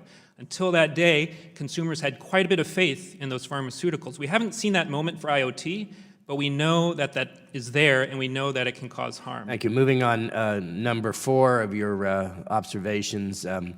For devices already deployed, we should take some comfort that millions of insecure devices are just a small fraction of what the market will resemble in 2020. I suppose you mean by that this is just at the beginning and there will be many, many more by 2020. That is correct. I would say on a positive side, it means if we take an action now, we could actually win this. We could actually have a very secure ecosystem. So even though there are terrible, terrible problems today, we can fix it, so we shouldn't give up hope. And can you give us a rough estimate? If we have X number of devices now, how many devices will we have in 2020? Well, I've heard the number double in the last 62 minutes from 20 billion to 50 billion. So somewhere between 20 to 50 billion, I think, is a reasonable estimate. I see. And then number 7 of your observations, there are tens of thousands of unfilled cybersecurity jobs in this country. Existing approaches are insufficient to train a large number in the workforce for what we need in this area. based upon your experience first at MIT and more recently in Ann Arbor, what do the great universities need to do in this regard, and what do we need to do at the level of community colleges, for example? That's a very good question. I think community colleges play a very important role as we develop the different kinds of skill sets. So actually, in fact, there are 209,000 unfilled cybersecurity positions as of a year ago in the US, over 1 million unfilled positions globally. The problem is, I think universities need to shift and adapt to the changing marketplace. Right now, we're overrun with students. We cannot teach the number of students who want to take our security courses, and yet we're still not meeting the needs. In Michigan, for instance, we have the automotive companies talking about they have 30 unfilled FTE positions for cybersecurity, and they're wondering why no one applies. Well, thank you. My time has expired. I hope to continue the discussion with all on the distinguished panel, and particularly with you, Dr. Fu. Thank you very much. Thank you. The gentleman's time has expired. The chair now recognizes the gentleman from California for 5 minutes. Well, I thank the chair, and I thank the panel. This is why I love this subcommittee and this committee. Great stuff happening. I'm going to start with Mr. Drew. In your testimony, you noted that about 2 million of these IoT devices have been infected by this botnet, and only 150,000 were used in the attack. That means there's, what, 1.85 million left? Are they still capable of carrying out new attacks, or have they been neutralized in any way? We have taken, the internet as a whole has taken steps to try to neuter portions of it, but it's still a 1.6 million strong node botnet. And they can attack not just Dyn servers, but they can attack real physical devices, is that right? Yeah, correct. I mean, the one fear about a botnet like this or a botnet this size is that they're capable of doing something called a shaped attack, meaning that the operators of that botnet are able to generate any protocol, any application they want from those machines to be able to direct attacks of very specific nature to their targets. So we have sort of a Damocles sword hanging over us right now. Yeah, I think the saving grace we've had so far is that no one's been able to afford to rent all 1.7 million nodes. They've been renting them at 80 to 150,000 nodes at a time. Our biggest fear is that another adversary sees the power of this total force and begins to adopt attacks that follow a similar nature.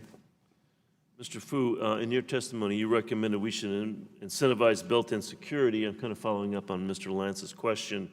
What type of incentives do you believe would be effective to prevent the risks that you've outlined?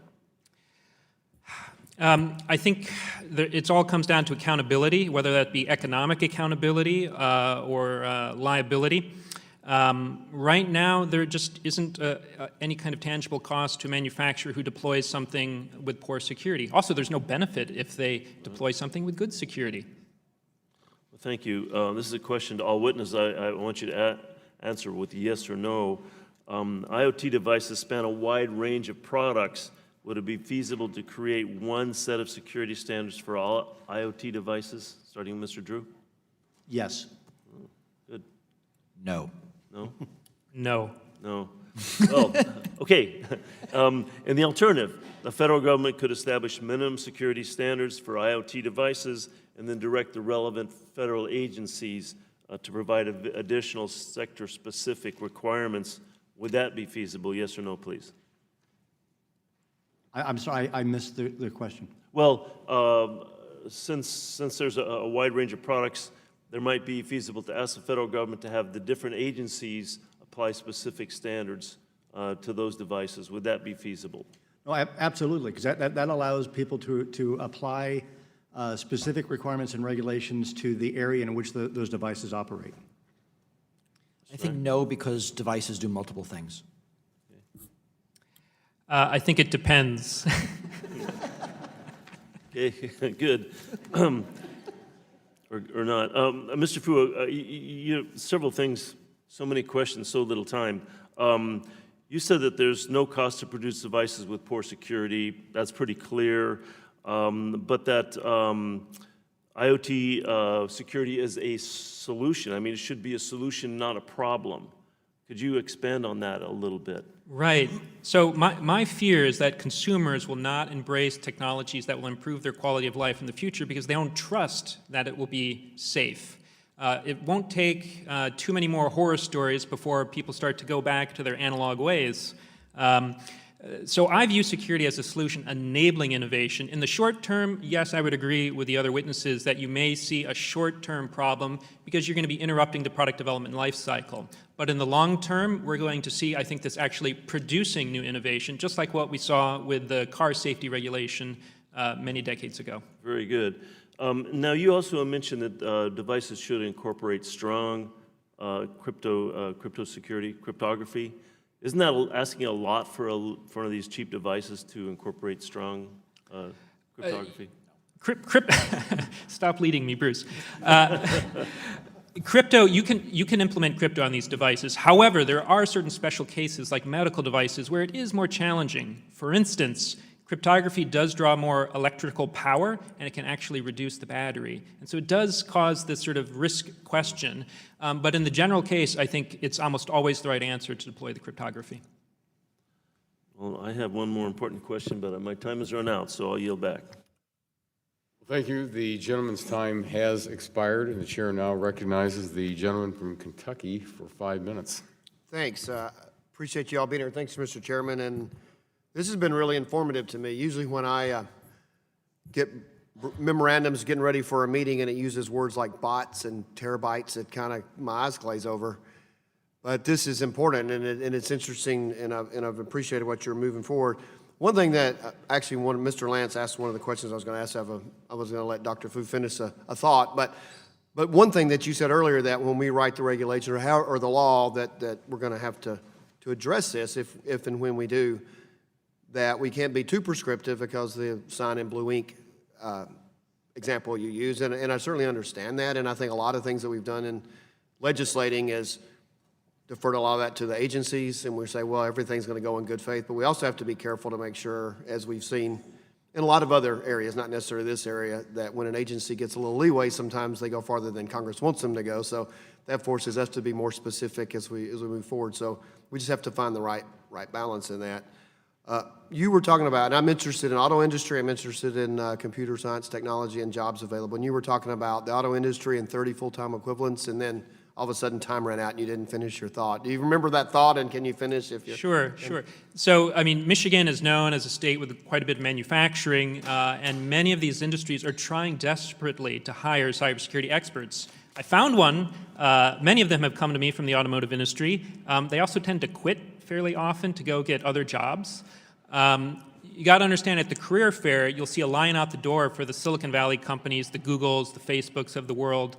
And for these other industries, it's very difficult for them to compete for this talent, not only because of the insufficient number of qualified, skilled workers who are trained in appropriate security, but because just the competition is so great.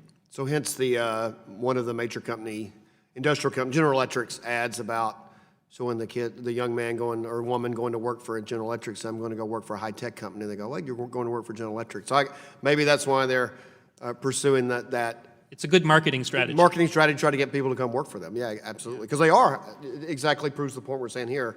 Matter of fact, they make refrigerators right outside of my district in Louisville, just sold that, and they're very high-tech. Very high-tech. Matter of fact, they were showing me one. I could figure out how to operate the refrigerator. It's automatic coffee pods and everything in it. My refrigerator tweets. So. Yep, that's what they do there. So let me ask you, in your testimony, you start with the basic premise that cybersecurity threats, as Dr. Fu, are constantly evolving. This is a truism that we have heard reinforced many times. One of the issues is the identification of vulnerabilities. Can you tell us about how vulnerabilities are shared nowadays, and if you have any recommendations moving forward on information sharing? Sure. So there are many different ways to share vulnerabilities. In the consumer world, for instance, there's the U.S. CERT, which is a coordinating agency, works in concert with DHS, works in concert with Idaho National Labs and other places to collect information from security researchers and then provide it to manufacturers. That's just one pathway. Other pathways are things like bug bounties, rewards directly between the researchers and the companies. And then the third way that's becoming a little more disturbingly popular is just to sort of drop it in the public before there's a chance to deploy any kind of mitigating control or evaluate whether or not the report is true. Okay, and you sort of talked about this earlier about that the hackers are going to look at the least secure device and then get into the system through that way. So, but I'm just going to ask you this again. What is the general level of security included in consumer-grade Internet of Things devices? Have the recent attacks prompted any conversations that you're aware of about the security included in those devices with manufacturers? I have seen no good news about any security in any IoT device. Even in my own home, I've seen devices where I could trivially, anyone on the internet could just break in and take complete control. This was a device I just picked up in one of those big box stores. I have no good news on the security built into IoT devices today. Well, thank you. Mr. Chairman, that concludes my questions. I yield back. The gentleman yields back, and the chair now recognizes the gentleman from New Mexico for 5 minutes. Thank you very much, Mr. Chairman, and thank you for holding this important hearing, to you and to our ranking member. As we all know, this is an important discussion since the proliferation of cyber attacks represents a serious challenge to both our digital and to our physical space. We saw the proliferation of cyber attacks this year all across the country, including with foreign actors as well, being called out by our national security teams. Pertaining to the development of Internet of Things, which will provide a robust and important infrastructure for America. We also know that there's going to be more complex and dynamic networks that will result from that. Dr. Fu, you talked about shadow devices. Currently, Los Alamos National Laboratory is looking at ways to use the data they collect from all devices connected to a network to monitor and protect against malicious attacks. The LANL work addresses the issue of dynamic and ill-defined networks with devices joining and leaving. It constantly monitors these ever-changing networks to detect and respond autonomously to malicious behavior. Can you talk about the importance of us moving in that direction as well in developing this, maybe looking to national assets like our national laboratories and what we can learn there for tech transfer opportunities, whether it's in a secure space or an open space, to help us with these endeavors? Well, I think what I can do is I can say there's NIST has a document that talks about how to do this kind of security well, and I hope LANL is implementing these. And one is you have to know your assets at risk, so you enumerate that, and it sounds like that's what you're referring to. The second is to deploy compensating controls that match those specific risks. And then the third one that we often forget as consumers and industry is to continuously monitor the effectiveness of those controls. And that's where it gets to the shifting threat landscape. You deploy a security product today, might be effective, tomorrow might not work at all. Now here's where I'm a little skeptical of LANL and other agencies that claim they know all of their networks. I know as a fact that most hospitals refuse to look at the security of their most sensitive networks because they're afraid of tipping over things like linear accelerators, radiation therapy devices, very sensitive machines. They have actually rebooted from very simple security products. So if you're in a facility that has nuclear materials, fissile material, I would be very skeptical of a claim where they've thoroughly vetted the embedded systems to see how well they survive, unless they've actually tipped something over. Is there a benefit, though, with working with these national assets to assist us in the private sector? I think there can be a benefit for safety-critical issues for places like LANL. I think there is quite a bit of expertise in what's called embedded security at many of the national labs. However, this is a very interdisciplinary problem, and I've seen this come up already in my vulnerability reports to different agencies. They will often tell me, I'm sorry, we don't have an in-house expert on that particular subject of this healthcare situation. Let me try to help you, and they usually have a difficult time finding a partner. Mr. Schneider, as more and more of our critical health, energy, and finance infrastructure is brought online, the things connected to the networks will need to be secured from inception to delivery. Are you able to speak specifically to what we can do with securing the technology foundations and supply chains through the Internet of Things, whether it be through semiconductor chips, secure IoT device operating systems, secure communication protocols, or secure device access management? Apologies. So this is actually, I think, part of the big problem. Security has to go all the way down. So someone there, I think, who left, talked about that phone that surreptitiously, unbeknownst to the consumer, would send copies of your text messages to China. Now, on the plus side, it was cheaper, but you're not going to know, and that could be the software. We're worried about switching equipment that we use in our country that comes from China because we're worried about the hardware, that there might be some hardware switch that will eavesdrop or turn it off in the face of hostilities. And these are very complicated questions. And any place in the stack, we can cause an insecurity that affects the others. Lots of people are working on this. There's a lot of tech here. But this is, I think, an extreme worrisome issue when we deal with global manufacturing.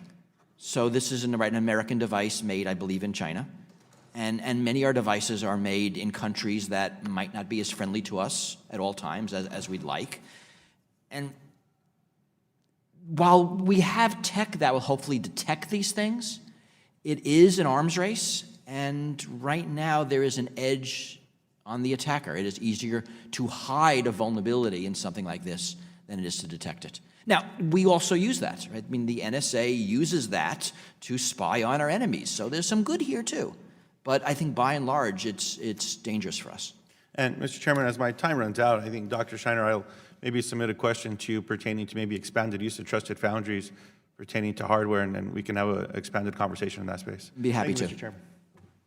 Well, thank you. The gentleman's time has expired, and the chair now recognizes the gentleman from Texas for 5 minutes. I thank the chair and welcome Mr. Drew, Mr. Schneider, and Dr. Fu. I have to admit, last night I lost a little sleep preparing for this hearing, all because we focused on September 21st of this year when Mirai Botnet launched a DDoS strike that on the Creston on security, over 600 gigabits per second swarmed them. And then a month later, October 21st, the same bad actor went after Dyn. I lost sleep because after 9 years in our Navy as a naval aviator, 8 years working on the Senate side as a senior staffer for 2 Texas senators, and 4 terms in the House, I know the biggest threat to our security and our prosperity is not bombs, it's not missiles, it's cyber attacks and cybersecurity, ones and zeros. What bothers me most about what happened early this year is that the attacks, the execution, was exactly what Coach McHugh told me when I was 9 years old on the football field. He got his little drew a play in the sand. Here are the defenders, there's 2 over there. We'll swarm them with 4 offensive people, score a touchdown. That's exactly what these guys did. Nothing hard, nothing new, and yet they had the success of having 600 gigabits per second swarm Crescent on security. And so, in this environment, we can't be reactive. We have to be proactive. Our government has to be proactive. Now, I said the word government and said proactive. Looking around the room here, some people shook their head and smiled. They know those words don't go together, but somehow we have to come together to address this problem. And Dr. Fu, I love your term about we have to have it built in, not bolted on. I know Mr. Lance asked questions about that, but I want to further elaborate on, say you went crazy, you ran for Congress, you won, you're a member of this committee, how would you ask, what do you think we should do to help out our American economy, make sure we control these attacks and be proactive instead of reactive? What's our role here in D.C.? All right. Thank you. Let me first correct the build it in, not bolted on is actually a phrase my community has been using for many years, including Mr. Schneider is behind that quite a bit. But I would say to really get out in front of this problem and be proactive, we haven't even done what I would consider, if I were talking with my students, I would say you have to do your pre-lab first before you do the real work. And the pre-lab is basically going out and actually getting firsthand information from some of these constituents. I'm doing that, and that's where I'm getting my firsthand information from the executives themselves, from the engineers, and I'm just picking up horror story after horror story. I can't relay that to you in this manner because you haven't seen the people I've talked to. I think that needs to happen. I think there needs to be some congressional visits to these sites. I think they need to go to the universities. I think they need to see where the struggles are happening. What are the barriers? I believe that likely after you see the same problems that I'm seeing, you're probably going to start thinking about we need to have incentive systems built in economically. I don't know what these are going to resemble. Could they be regulations? Maybe. Could they be more financial incentives or financial penalties? Maybe. Is it more about corporate liability? Perhaps. I don't know the answer on the mechanism, but I know that we need to get more people doing congressional visits to these sites to understand where the problems are born. Thank you. Congressman Lake Drew, your concerns about that, how does we get involved in D.C., how the laws, if you could write laws, how would you write the laws to help your organization overcome this incredible challenge we have with these cyber attacks?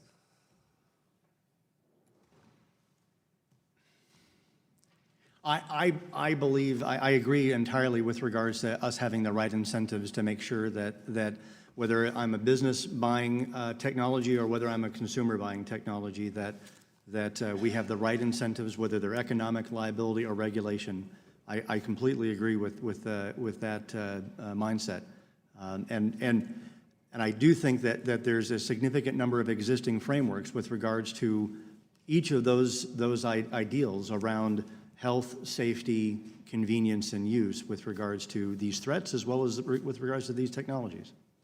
And very quickly, Congressman Schneider, your comments about how would you approach this from a federal government role? So I think you have a serious problem here, and I think we have it in a lot of areas, that we're now at the point where the speed of technology exceeds the speed of law. And that's probably changed in the past decade or so. It used to be laws could lead technology, and now it's reverse. And so we need to figure out a regulatory structure, an incentive structure, liability structure that's technologically invariant, that we can't focus on technology and rely on them, but focus on people and incentives because that's what's invariant. Technology will change. And you're right, these DDoS attacks are kindergarten stuff. It's basic, it's not sophisticated, and yet highly effective. The sophisticated stuff is worse. Yes, sir. Thank you. I yield back balance my time. Well, thank you very much. The gentleman yields back, and the chair now recognizes for 5 minutes the gentleman from Ohio. Thank you, Mr. Chairman, and thank you, gentlemen, for joining us today. Having spent nearly 30 years of my professional career in information technology, I want to get a little bit more into the technical aspects of some of the things we're talking about this morning, particularly traditional DDoS attacks versus these connected device DDoS attacks. Mr. Drew, as I understand it, these DDoS attacks have been around almost as long as the internet itself has. They've certainly gotten worse over the last few years, but at least for traditional DDoS attacks, we know that we know how to defend them against using techniques like IP address blacklisting or whitelisting and IP packet inspection, among other techniques. Can you tell us a bit more about those defensive techniques, why they've been successful in defending against traditional DDoS attacks? I'd say about every 3 years or so, we encounter an evolution of capability with regards to DOS attacks. Every 3 years or so, we have somewhat of a backbone impairment event on the global internet that is resulting of adversaries developing new capability based on either new weaknesses or new technology, and then directing that capability to the backbone. And so I'd say that the community at large has been fairly proactive as well as reactive in investigating what those bad guys are doing with the techniques that they're evolving and shaping, and making sure that our capability to respond is built into the platform, or in some cases bolted onto the platform by redirecting traffic and scrubbing it. So what I'd say is what scares us about IoT attacks is just the enormous potential scale. Whereas, the typical botnet that's involved in these attacks over the past handful of years to up to a decade has been in the tens of thousands. We now have the potential of devices in the millions. And network capability for filtering and scrubbing is not scaled at that sort of a factor. So it's something that we're taking with great notice and great pause to make sure that we can invest in our capability and technology to prepare for that. Is it safe to say that the majority of these defensive techniques have worked because they target the way that traditional DDoS attacks use spoofing and amplification? I'd say that with regards to what the traffic looks like itself, meaning how that traffic is executed upon the victim, there's been slight evolutions in the way that traffic looks, but for the most part, the definition that has an upper and lower control limit that is fairly well understood. And so the technology is geared to be able to operate within that sort of control parameter. It's really the big issue is the scale in which that the devices are coming at that victim and being able to launch those sorts of attacks. Okay. So to get kind of to the heart of the matter of why we're here today, because from what we've been told, this Mirai botnet doesn't use spoofing or amplification. Is that accurate? That's correct. It uses what's called a shaped attack, where it can send any protocol or any packet that it wants to. Okay. Instead, the botnet is built out of these individual connected devices that, and you say now there are potentially millions of them out there that are so numerous that spoofing and amplification aren't even necessary. It's just a deluge of traffic from those connected devices, correct? That's correct. If you wanted to send a large amount of traffic in the past, you would use a amplification attack. Okay. Now with devices like this, you don't need that. Well, I think we need to dig into this a little more then, because when we were talking about defensive techniques before, most of those defensive techniques seem to rely on DDoS attacks that use spoofing and amplification. If a DDoS attack doesn't use spoofing or amplification, and you began to allude to it a little bit, how do techniques like IP address blacklisting or whitelisting or IP packet inspection work, and how effective are they? I'd say, in fact, they're probably more effective on non-spoofed traffic. And so that the overall capability to inspect and mitigate is more capable when the traffic is not spoofed. Again, I'm going to go back to the scale issue. Is that a lot of that technology is built for the hundreds of thousands of inspections at the same time, as opposed to the millions of inspections at the same time. My time has expired, but I guess it's safe to say we've got a lot of work to do, and we got to stay on this because we've got to develop new techniques to handle this new threat, correct? Absolutely. Okay. Thank you, gentlemen. Mr. Chairman, I yield back. Chair thanks the gentleman. Gentleman yields back. The chair recognizes the gentleman from Missouri, Mr. Long. 5 minutes for questions, please. Thank you, Mr. Chairman.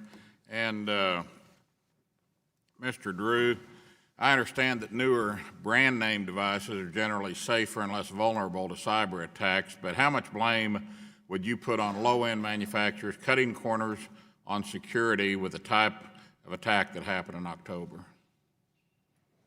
Well, with specific regards to the type of attack that happened in October, a vast majority of the devices were those low-end manufacturers from other countries.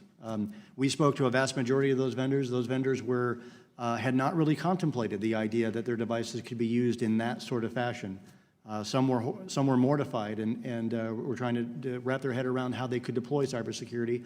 And frankly, other manufacturers had no interest in deploying because they had every belief that their consumers would continue to purchase their product. Okay. This is directed to all of you. I guess we'll start with Dr. Drew since he's teed up there. But what are some ways hardware and software manufacturers can band together to prevent a cyber attack like the recent one? So I would say... We won't start with Dr. Drew. Oh. No, that's fine. I would just... Okay. Were you referring to me? I'm sorry. He's Dr. Fu. I'm Mr. Drew. Okay, I'm sorry. Okay, but together we're interdisciplinary, and I would say the key point here is interdisciplinarianism for the hardware and the software. There's a good function follows form, and if you look at the educational system, you'll see that the people trained on hardware and the people trained on software don't actually have sort of the closest cultures in terms of education. I think it's going to be very important to educate people in a way that brings hardware and software together, because otherwise you're not going to have the workforce that's going to be skilled and trained to be able to solve these problems. So that's certainly something I'm trying to do personally, is when I train students, I train them in both hardware and software, because you just can't abstract it away anymore. Dr. Schneier? So I think this is a particular challenge. Mister, I'm sorry, I've got too many. I can't see this angle with my glass. I need new glasses or a different angle, I guess. There you go. I think there's a particular challenge because engineering operates in silos. The companies that made those DVRs got a chip with software on it. They didn't inspect it because it's a blob, and they put it in their device. They sold that device to some other company that put their name on it and sold it to the consumer. And you have this chain which is very opaque, and companies will hand off to each other. So banding together, I think, is going to be very difficult. And the way we can do that is to incent it. If I have liabilities that go up the chain, if I have regulations that will affect each other, then I'm giving the companies reason to not just say, yep, this works, I'm going to put it in my device, and I'm going to sell it cheaply. It's hard, and I don't have a good, crisp answer. Hopefully, Mr. Drew does. That's why we put him last. I would say that I agree with regards to cheap IoT. I think with regards to cheap IoT, the focus primarily is on the specific set of applications that they're looking to develop. They get hardware from another manufacturer, they get the baseline operating system from somebody else, and they just develop their application and don't really know how it all interconnects together as a global ecosystem. I'd say on more emerging IoT that is a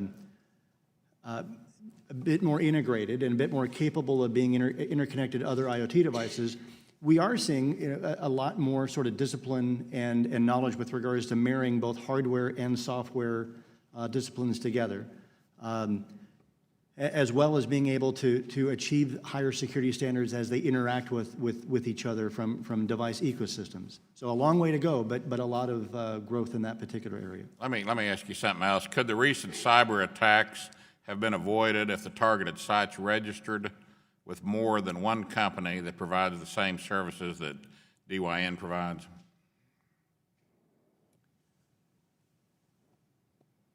Presumably, yes. What we did see, though, on the Dyn attack is that a number of the domains that were targeted, they fell back to another authoritative server, and the bad guy detected that and then launched an attack against that other authoritative server. So, in this case, the bad guy was following specific victims and reacting to them as they mitigated and moved. Okay, yeah, I heard you say that earlier in the opening, I think. Dr. Fu, how's that? Is that okay? Dr. Fu, to what extent did default passwords play a role in these recent cyber attacks we've been discussing today? So default passwords played a key role because it was the entry point to take over this army of unwitting agents to attack Dyn. Default passwords are everywhere. In my testimony, I provided a graphic of default passwords from medical devices. There's nothing stopping the same attack from happening to another industry, other IoT products. Default passwords are a big problem. The fact that we're even relying on passwords at all is a big problem. Okay, thank you all. My time's expired, and I yield back. Gentleman yields back. Chair, thanks. Gentleman, Chair recognizes the gentleman from Florida, Mr. Bilirakis. 5 minutes for questions, please.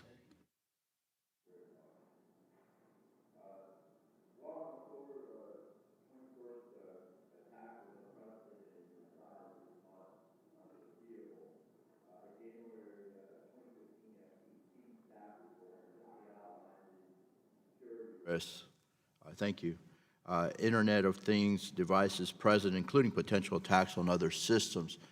Dr. Fu, it appears that one of the reoccurring problems identified in your testimony is the use of insecure operating systems, which are actually easier to infect and target for distributed denial of service attacks.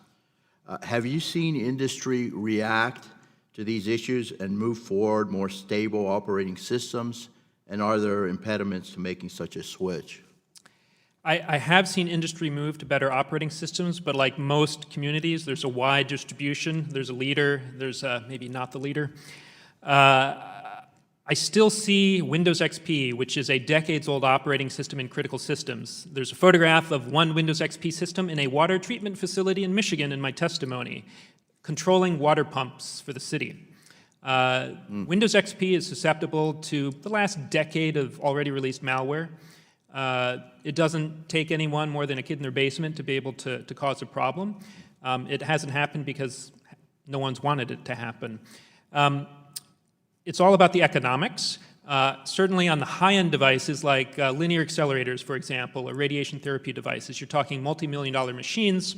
Certainly when a hospital buys a new device, they're more likely to get a new operating system because it just comes with a new system. However, most hospitals have capital equipment costs, and they don't want to have to buy a new MRI or whatnot every 10 years. You know, it should last 20 or 30. This is why you'll still see Windows 95 machines, you'll see Windows 98 machines, the year's important, in hospitals, because when they go to the manufacturer saying, hey, we really want to have an operating system that we can keep secure, they'll say, oh, sure, just why don't you buy a whole new machine? And so there was this unwritten assumption that the software would be maintained. It may not have been written into the agreement, but the healthcare community felt that it should have been kept secure, kept maintained, but from the manufacturing standpoint, it was, we've provided you this device. Thank you. Reports show that many devices used in the October attack were situated overseas. While some seek to regulate devices in our own country, how do we protect ourselves from devices that are outside the U.S.? Oh, Dr. Fu, and then if someone wants to chime in, Sure. that's okay too. Let me just comment briefly, and I'll let my fellow witnesses opine. I think the important thing about computer security is not to be able to put yourselves in a secure environment, but you need to be able to tolerate an insecure environment. We're never going to be able to make networks, blissful places full of rainbows. The networks are always going to be hostile, so we need to make sure that whatever we put on there is going to be able to tolerate malicious traffic. DDoS attacks, however, are extremely hard to defend against because they cut at the core of where we are least prepared, and that is high availability. Anyone else want to comment on that? So it's two things. I think that U.S. regulation, especially if it's U.S. and Europe and some more major markets, can cause a new environment which raises the tide for everybody, because companies are not going to make two devices. They're going to make one device and sell it. So we can make a difference with us in like-minded countries, like we can in so many other industries. But Dr. Fu is correct that we can't assume ever a benign environment, that it's going to be a combination of making the devices that we can touch more secure, which means the insecure devices are more a minority, and then building infrastructure controls to secure against this malicious minority, and it'll always be that. Thank you. Sir, do you want to comment quickly? Because I have one more question. I was just going to say that we have a fundamental belief of ensuring that we can try to route packets on the backbone that are based on reputation. So the more that businesses and backbones can collaborate together on data and route traffic based on reputation, I think the better prepared we're going to be. Thank you. One of the biggest concerns for Dr. Fu, one of the biggest concerns of future distributed denial of service attacks is the potential impact on hospitals and their patients. We already know that hospitals are targets in other areas such as ransomware hacks. Question for Dr. Fu, how can hospitals best protect themselves from these threats in their current technology, and should industry prioritize the healthcare sector in preventing current cyber threats? Right. Well, in the short term, hospitals are in a sticky place. There's not a whole lot of mitigating solutions. So the best medicine I can recommend for hospitals right now is to really know their inventory of medical devices. I saw some discussion yesterday in a DHS report about a bill of materials of software. Hospitals don't even know what software is running on the inside of their facility because the manufacturers don't know themselves what are on those medical devices. If we only knew what was on the medical devices, we could better understand what risks we are taking. Thank you very much. I yield back, Mr. Chairman. Appreciate it. Chair thanks the gentleman. Gentleman yields back. Chair recognizes the gentlelady from Indiana, Ms. Brooks. 5 minutes for your question. Thank you. I'm going to follow up, Dr. Fu, and if you would explain a bit more about what so your concern is that the devices that are being used actually in the hospitals are not aware of what is on those devices, and so what kind of mechanism should we have so that hospital systems are fully aware of what's in their hospital? Right. So let me just frame the context. So hospitals want to make sure that they have a continuity of operations of their clinical workflow, so they don't have to shut down like the MedStar system shut down in this area for several days. And so the problem is when you don't know what your assets are, how are you going to protect that? If you don't know what ports are open, the manufacturers, they're not, I would say, willfully causing harm as far as I know, but they're simply not providing enough information so that the hospital staff can do their jobs to assure the continuity of their clinical facilities. So providing a bill of materials of what software comes on a device when it enters a hospital, it won't completely solve the problem, but it's going to really help because you can't do step 2 until you do step 1. You have to know your assets, you have to know your inventory before you can effectively control security mitigation controls. And so while that has obviously life-saving or life-ending implications, what other sectors are you most concerned about, and this is for the panel, that, you know, the sector integration, so to speak, of devices within maybe the system is not known? I'll just say public utilities, water, gas, electric. It surprises me how people just sort of laugh about, oh, we don't have security, ha ha ha. And, you know, we're not going to be laughing when the lights go out. So I think looking at it in sectors is almost self-defeating, because what we're worried about is interactions. And, you know, if you ask somebody a month and a half ago whether a vulnerability in a web camera can affect Twitter, you know, some people would say no. And in a lot of ways, we barely know how the internet works. I mean, Mr. Drew's answer of whether this particular defense would mitigate this particular attack, and the answer was, we're not really sure.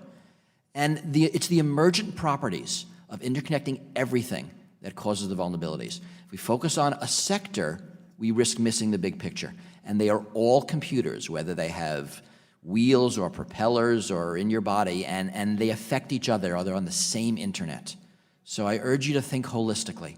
And I mean, there are sectors that are more vulnerable, more critical. That's obvious. But the cause of the vulnerability could come from nowhere. Mr. Drew, a question whether or not, what your thoughts are as to whether or not hacking back or some other form of active defense should be permissible. Thoughts on that? I know that this has been a fairly large debate within my industry. It's been a fairly large debate within the U.S. We have these conversations on a regular basis about green viruses, where if we know a particular exposure exists and we know that we can write software to go out and patch the system on the user's behalf to get the malware off the system, then we would be better protecting both the consumer as well as the internet as a whole. And I think that is a fairly dark road to go down. I think that it's an excuse for us not fixing the ecosystem and providing the right incentives in the right locations, and potentially has impacts that you know, the author writing that software isn't necessarily aware of, as he's touching a pretty broad set of devices out on the ecosystem. So I'd say I fear more of the consequences of that than I do pushing the right incentives in the right layers. And going back to the question about whether or not we have the appropriate safeguards in place, we have 209,000 job openings right now, according to Dr. Fu. And what are the programs, degree programs or other types of certification programs that should be offered that we are not offering enough in our higher ed institutions or training programs? And, you know, are degrees necessary, or do we need to have different types of certifications short of degrees? I think we need all of the above, especially it's a little-known discipline called embedded cybersecurity. But this is very related to IoT, bridging the hardware and the software. I think we need both at the community college level. I think we need both at the four-year college, both in the graduate studies, also especially in advanced master's programs for already skilled workers who are perhaps experts at building cars or designing cars, but need to know how do you build security into that thinking. There aren't enough opportunities for those workers to come back to get that training. And a final comment is the pipeline. I think in the engineering and some of the sciences, we have difficulty, I think, attracting, tapping new resources, different demographics. I think we need to be much more, doing much more outreach to high schools and some of the kids who are coming up to encourage them to go into these fields, and especially women and minorities. Thank you all for your work. I yield back. Chair thanks the gentlelady. Gentlelady yields back, and the chair recognizes the gentleman from Illinois, Mr. Kinzinger, 5 minutes for questions. Well, thank you, Mr. Chairman. Thank you all for being here, taking the time and elaborating on these issues. Mr. Drew, for you, is it accurate to categorize the recent DDoS attacks as an international issue? It absolutely is a international issue. The device manufacturers were foreign. The majority of the locations where the devices were located was foreign. Most of what we're talking about here today from a regulation perspective wouldn't have a direct significant impact on at least the adversaries that were involved in the October 21st attacks. And are there any other countries, international groups, et cetera, focused on these security issues right now? Yes. There are a number of countries that are focused on very progressive cybersecurity controls. In Great Britain, as an example, there is a significant amount of cybersecurity work with regards to integrating that into the telecommunications sector. So, meaning that if you're going to be offering telecommunication services, or if the government's going to be purchasing services, you have to be certified at a certain cybersecurity level.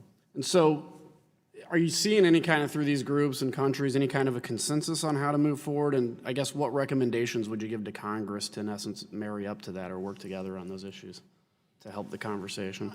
I'm going to go back to one of my original points, which is I do believe that we are missing defined standards in this space that we can get some adoption around, that we can get some pressure focused on, and we can change buying and investment patterns. I think that by setting those standards and by setting them by both domestic and international groups, whether it's NIST or ISO, setting these standards so that you can force buying behaviors of both consumers as well as businesses, I think is going to be a major step forward. A lot of reports are indicating, as we've discussed, a staggering increase in the number of connected devices over the next few years. It's a number we heard today, anywhere between 20 and 50 billion devices, which is unreal. What do you think policymakers and stakeholders should think about in general regarding cybersecurity and their connection moving forward? What would be kind of a takeaway you'd want us to leave with? I think innovation is progressing faster than discipline. And what tends to happen is we go on a biorhythm of a lack of discipline causing significant unintended and unforeseen consequences. Our ability to adapt and respond to those is the thing that's going to keep that infrastructure protected, and as well as continue to evolve it. So I think that the average CSO has to manage 75 separate security vendors, and that is to bolt on security controls for products and services that they are purchasing. And when we get one of those dials wrong, there are some significant consequences as a result. And so focusing on making sure that pre-market controls are placed in that infrastructure is going to be a significant adaptable win for us. Dr. Fu, Congressman Long brought up the issue of default passwords, and you stated that we should get away from passwords altogether. Can you elaborate on that? Right. So passwords is just intrinsically insecure. We're human. We write them down. We choose poorly. So pretty much any password system is going to encourage unwise security behavior. There are some technologies out there. There's one company in Ann Arbor, for instance, Duo, that does something called two-factor authentication, where you have, for instance, a mobile phone in addition to a password. But at the heart of it, we need to figure out other ways, and I'm going to defer to the other witnesses for suggestions on that, but I just feel we really need to retire passwords. We need to kill those off, because these are going to be bringing down our most sensitive systems. Yeah, do any of y'all want to elaborate on that at all? So I largely agree. I mean, there's always be a role for passwords. There will be low security devices, applications, low amounts, latency times when you need to secure for a short amount of time. But in general, passwords have outlived their usefulness. And there are other technologies. You can secure your Gmail account now with a code that comes to your phone as a second factor. Right, I can secure this with my fingerprint. There are many other systems that give us more robust authentication. And I think that would go a long way in a lot of our systems to help secure them. Because we're talking about two different ways to break into things. We're talking about vulnerabilities, which are exploited. We're talking about bad user practice, which is also exploited. If I can get rid of one of them, or at least reduce it, I'm going to go a long way to make things better. Okay, great. Well, I'm out of time, and thank you all for your time, and I'll yield back. Chair thanks the gentleman. Gentleman yields back. The chair would recognize Mr. McNerney for the purposes of follow-up question. Well, I thank the chair for an opportunity to ask another question. This one is a little philosophical, so I hope you don't mind. Mr. Schneier, you mentioned that the attacks are easier than defense on this complex system. And making more complexity opens up new vulnerabilities. But biological systems work in the other way. They build complexity in order to defend themselves. Is there some kind of parallel we can learn from on this?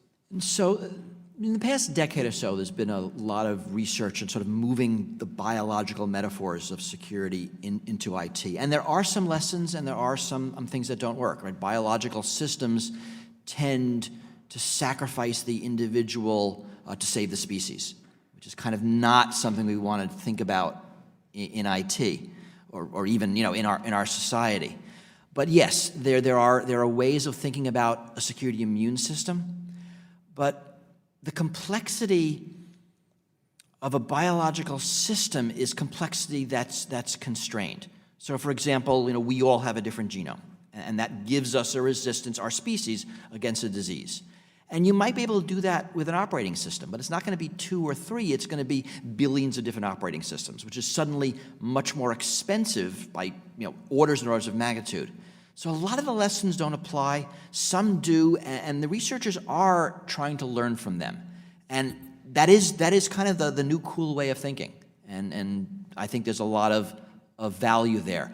But still, complexity, unintended consequences, interconnections, the attack surface, the enormous attack surface we're talking about, makes it so that in at least the foreseeable future, attack will have the advantage. My guess is there will be some fundamental advances in security, which will give us, maybe not in our lifetimes, but eventually, a defensive advantage, but no time soon. All right, thank you. Mr. Chairman, I'll yield back. Thank you. And Mr. Schneider, just recognize myself for a follow-up question. You had mentioned along this line, and then you had mentioned in I think, response to an earlier question about the autonomous vehicles. And yes, yesterday in our Commerce, Manufacturing, and Trade Subcommittee, we did have a hearing on autonomous vehicles. So particular vulnerabilities or places where the focus should be as that autonomous vehicles, self-driving vehicles develop as a separate entity? So I think it's a really interesting test bed for what we're thinking about. And I don't know how much detail you went into on the vulnerabilities, but what we learn is the vulnerabilities are surprising. There's one attack that used the DVD player as a way to inject malware into the car that controlled the engine. Now, that shouldn't be possible, but surprise. And similarly, I'm worried about the USB port on the airplane seat potentially controlling the avionics. The airline companies will say that's impossible, but those in computer security don't believe it. So again, the more holistic we can be, the better. There are always going to be surprises. So to get back to the immune system model, how do we build resilience into the system? How do we ensure that it fails safely and fails securely? How do we ensure, or at least make it more likely that a vulnerability here doesn't migrate to another vulnerability there, causing something more catastrophic. So the more we can look at the big picture, the less we focus on this or that, because it's the connections. And so if you think about it, it's exponential. Right? I have 5 things, that's 25 connections. I have 100 things, that's 10,000 connections. It goes up by a factor of square. I just did some math, so a little sorry here. But now that's the vulnerability. And that's why that's why complexity is such a problem. Well, I mean, I posed a question earlier, and really this is for any of the 3 of you who wish to answer. The question of thinking like a criminal, but we're still playing checkers, and they're playing 3-dimensional chess, or perhaps a multifactorial level of 3-dimensional chess. So, what are the things that keep you all up at night? What are the things that you've wondered about? I would say the best advancement in the security space for us, as an example, is behavior analytics. It's being able to monitor the network, monitor the enterprise, monitor our infrastructure, and look for behavior that we've never seen before to determine whether or not that's unauthorized traffic or not. But no matter what, that technology is based on a compromise already having occurred, a bad guy already being in the network. And so our ability to be more proactive, our ability to get ahead of that attack and predict those attacks before they occur and change the technology before they can be exploited, that's where we need to migrate. I worry about catastrophic risk. The Dyn attack is interesting. It was one person had the expertise to figure out how to do it. He encapsulated his expertise in software, and now anybody can do it. So it's unlike my home, where I only have to worry about the burglars whom driving to my home is worth the bother. And there's some bell curve of burglar quality, and the average burglar is what I care about. On the internet, it is the most sophisticated attacker I care about, anywhere in the world, because of the way computers encapsulate expertise into software. Dr. Fu? I worry about something a little more human, and that's sort of bureaucracies. I worry about the inability to change. I worry about being stuck saying, well, we've never done it that way before. I worry about saying things like, well, that's unprecedented. Well, the Internet of Things is unprecedented, and so there are going to have to be some changes. So I do worry that we won't have the strength and resolve to do it. It will take some guts, I think, but this is foresight. In the safety world, we saw this with hand washing. In the 1840s, hand washing was not even a thought that crossed your mind until after Ignaz Semmelweis. It took 165 years to get to the point where hand washing is common. It's going to take some time for security, but the time is ripe to do something now, and to do something wise. And I would just note for the record, I think Dr. Semmelweis did end up dying of a strep infection from not hand washing. So he also messed up his experiments. He didn't write them up well. Well, wonderful. This has been a very informative hearing. Seeing no further members wishing to ask questions, I do want to thank our witnesses for being here today. Before we conclude, I would like to include the following documents to be submitted for the record by unanimous consent: a letter from the Online Trust Alliance, a letter from the National Electrical Manufacturers Association, a letter from the College of Healthcare Information and Management Executives, a letter from AdvaMed, the Advanced Medical Technology Association, and a letter from CTA. Pursuant to committee rules, I remind members they have 10 business days to submit additional questions for the record. I ask that witnesses submit their response within 10 business days upon receipt of the questions. I didn't say it, but without objection, so ordered that all those things are inserted into the record. And without objection, the subcommittee is adjourned.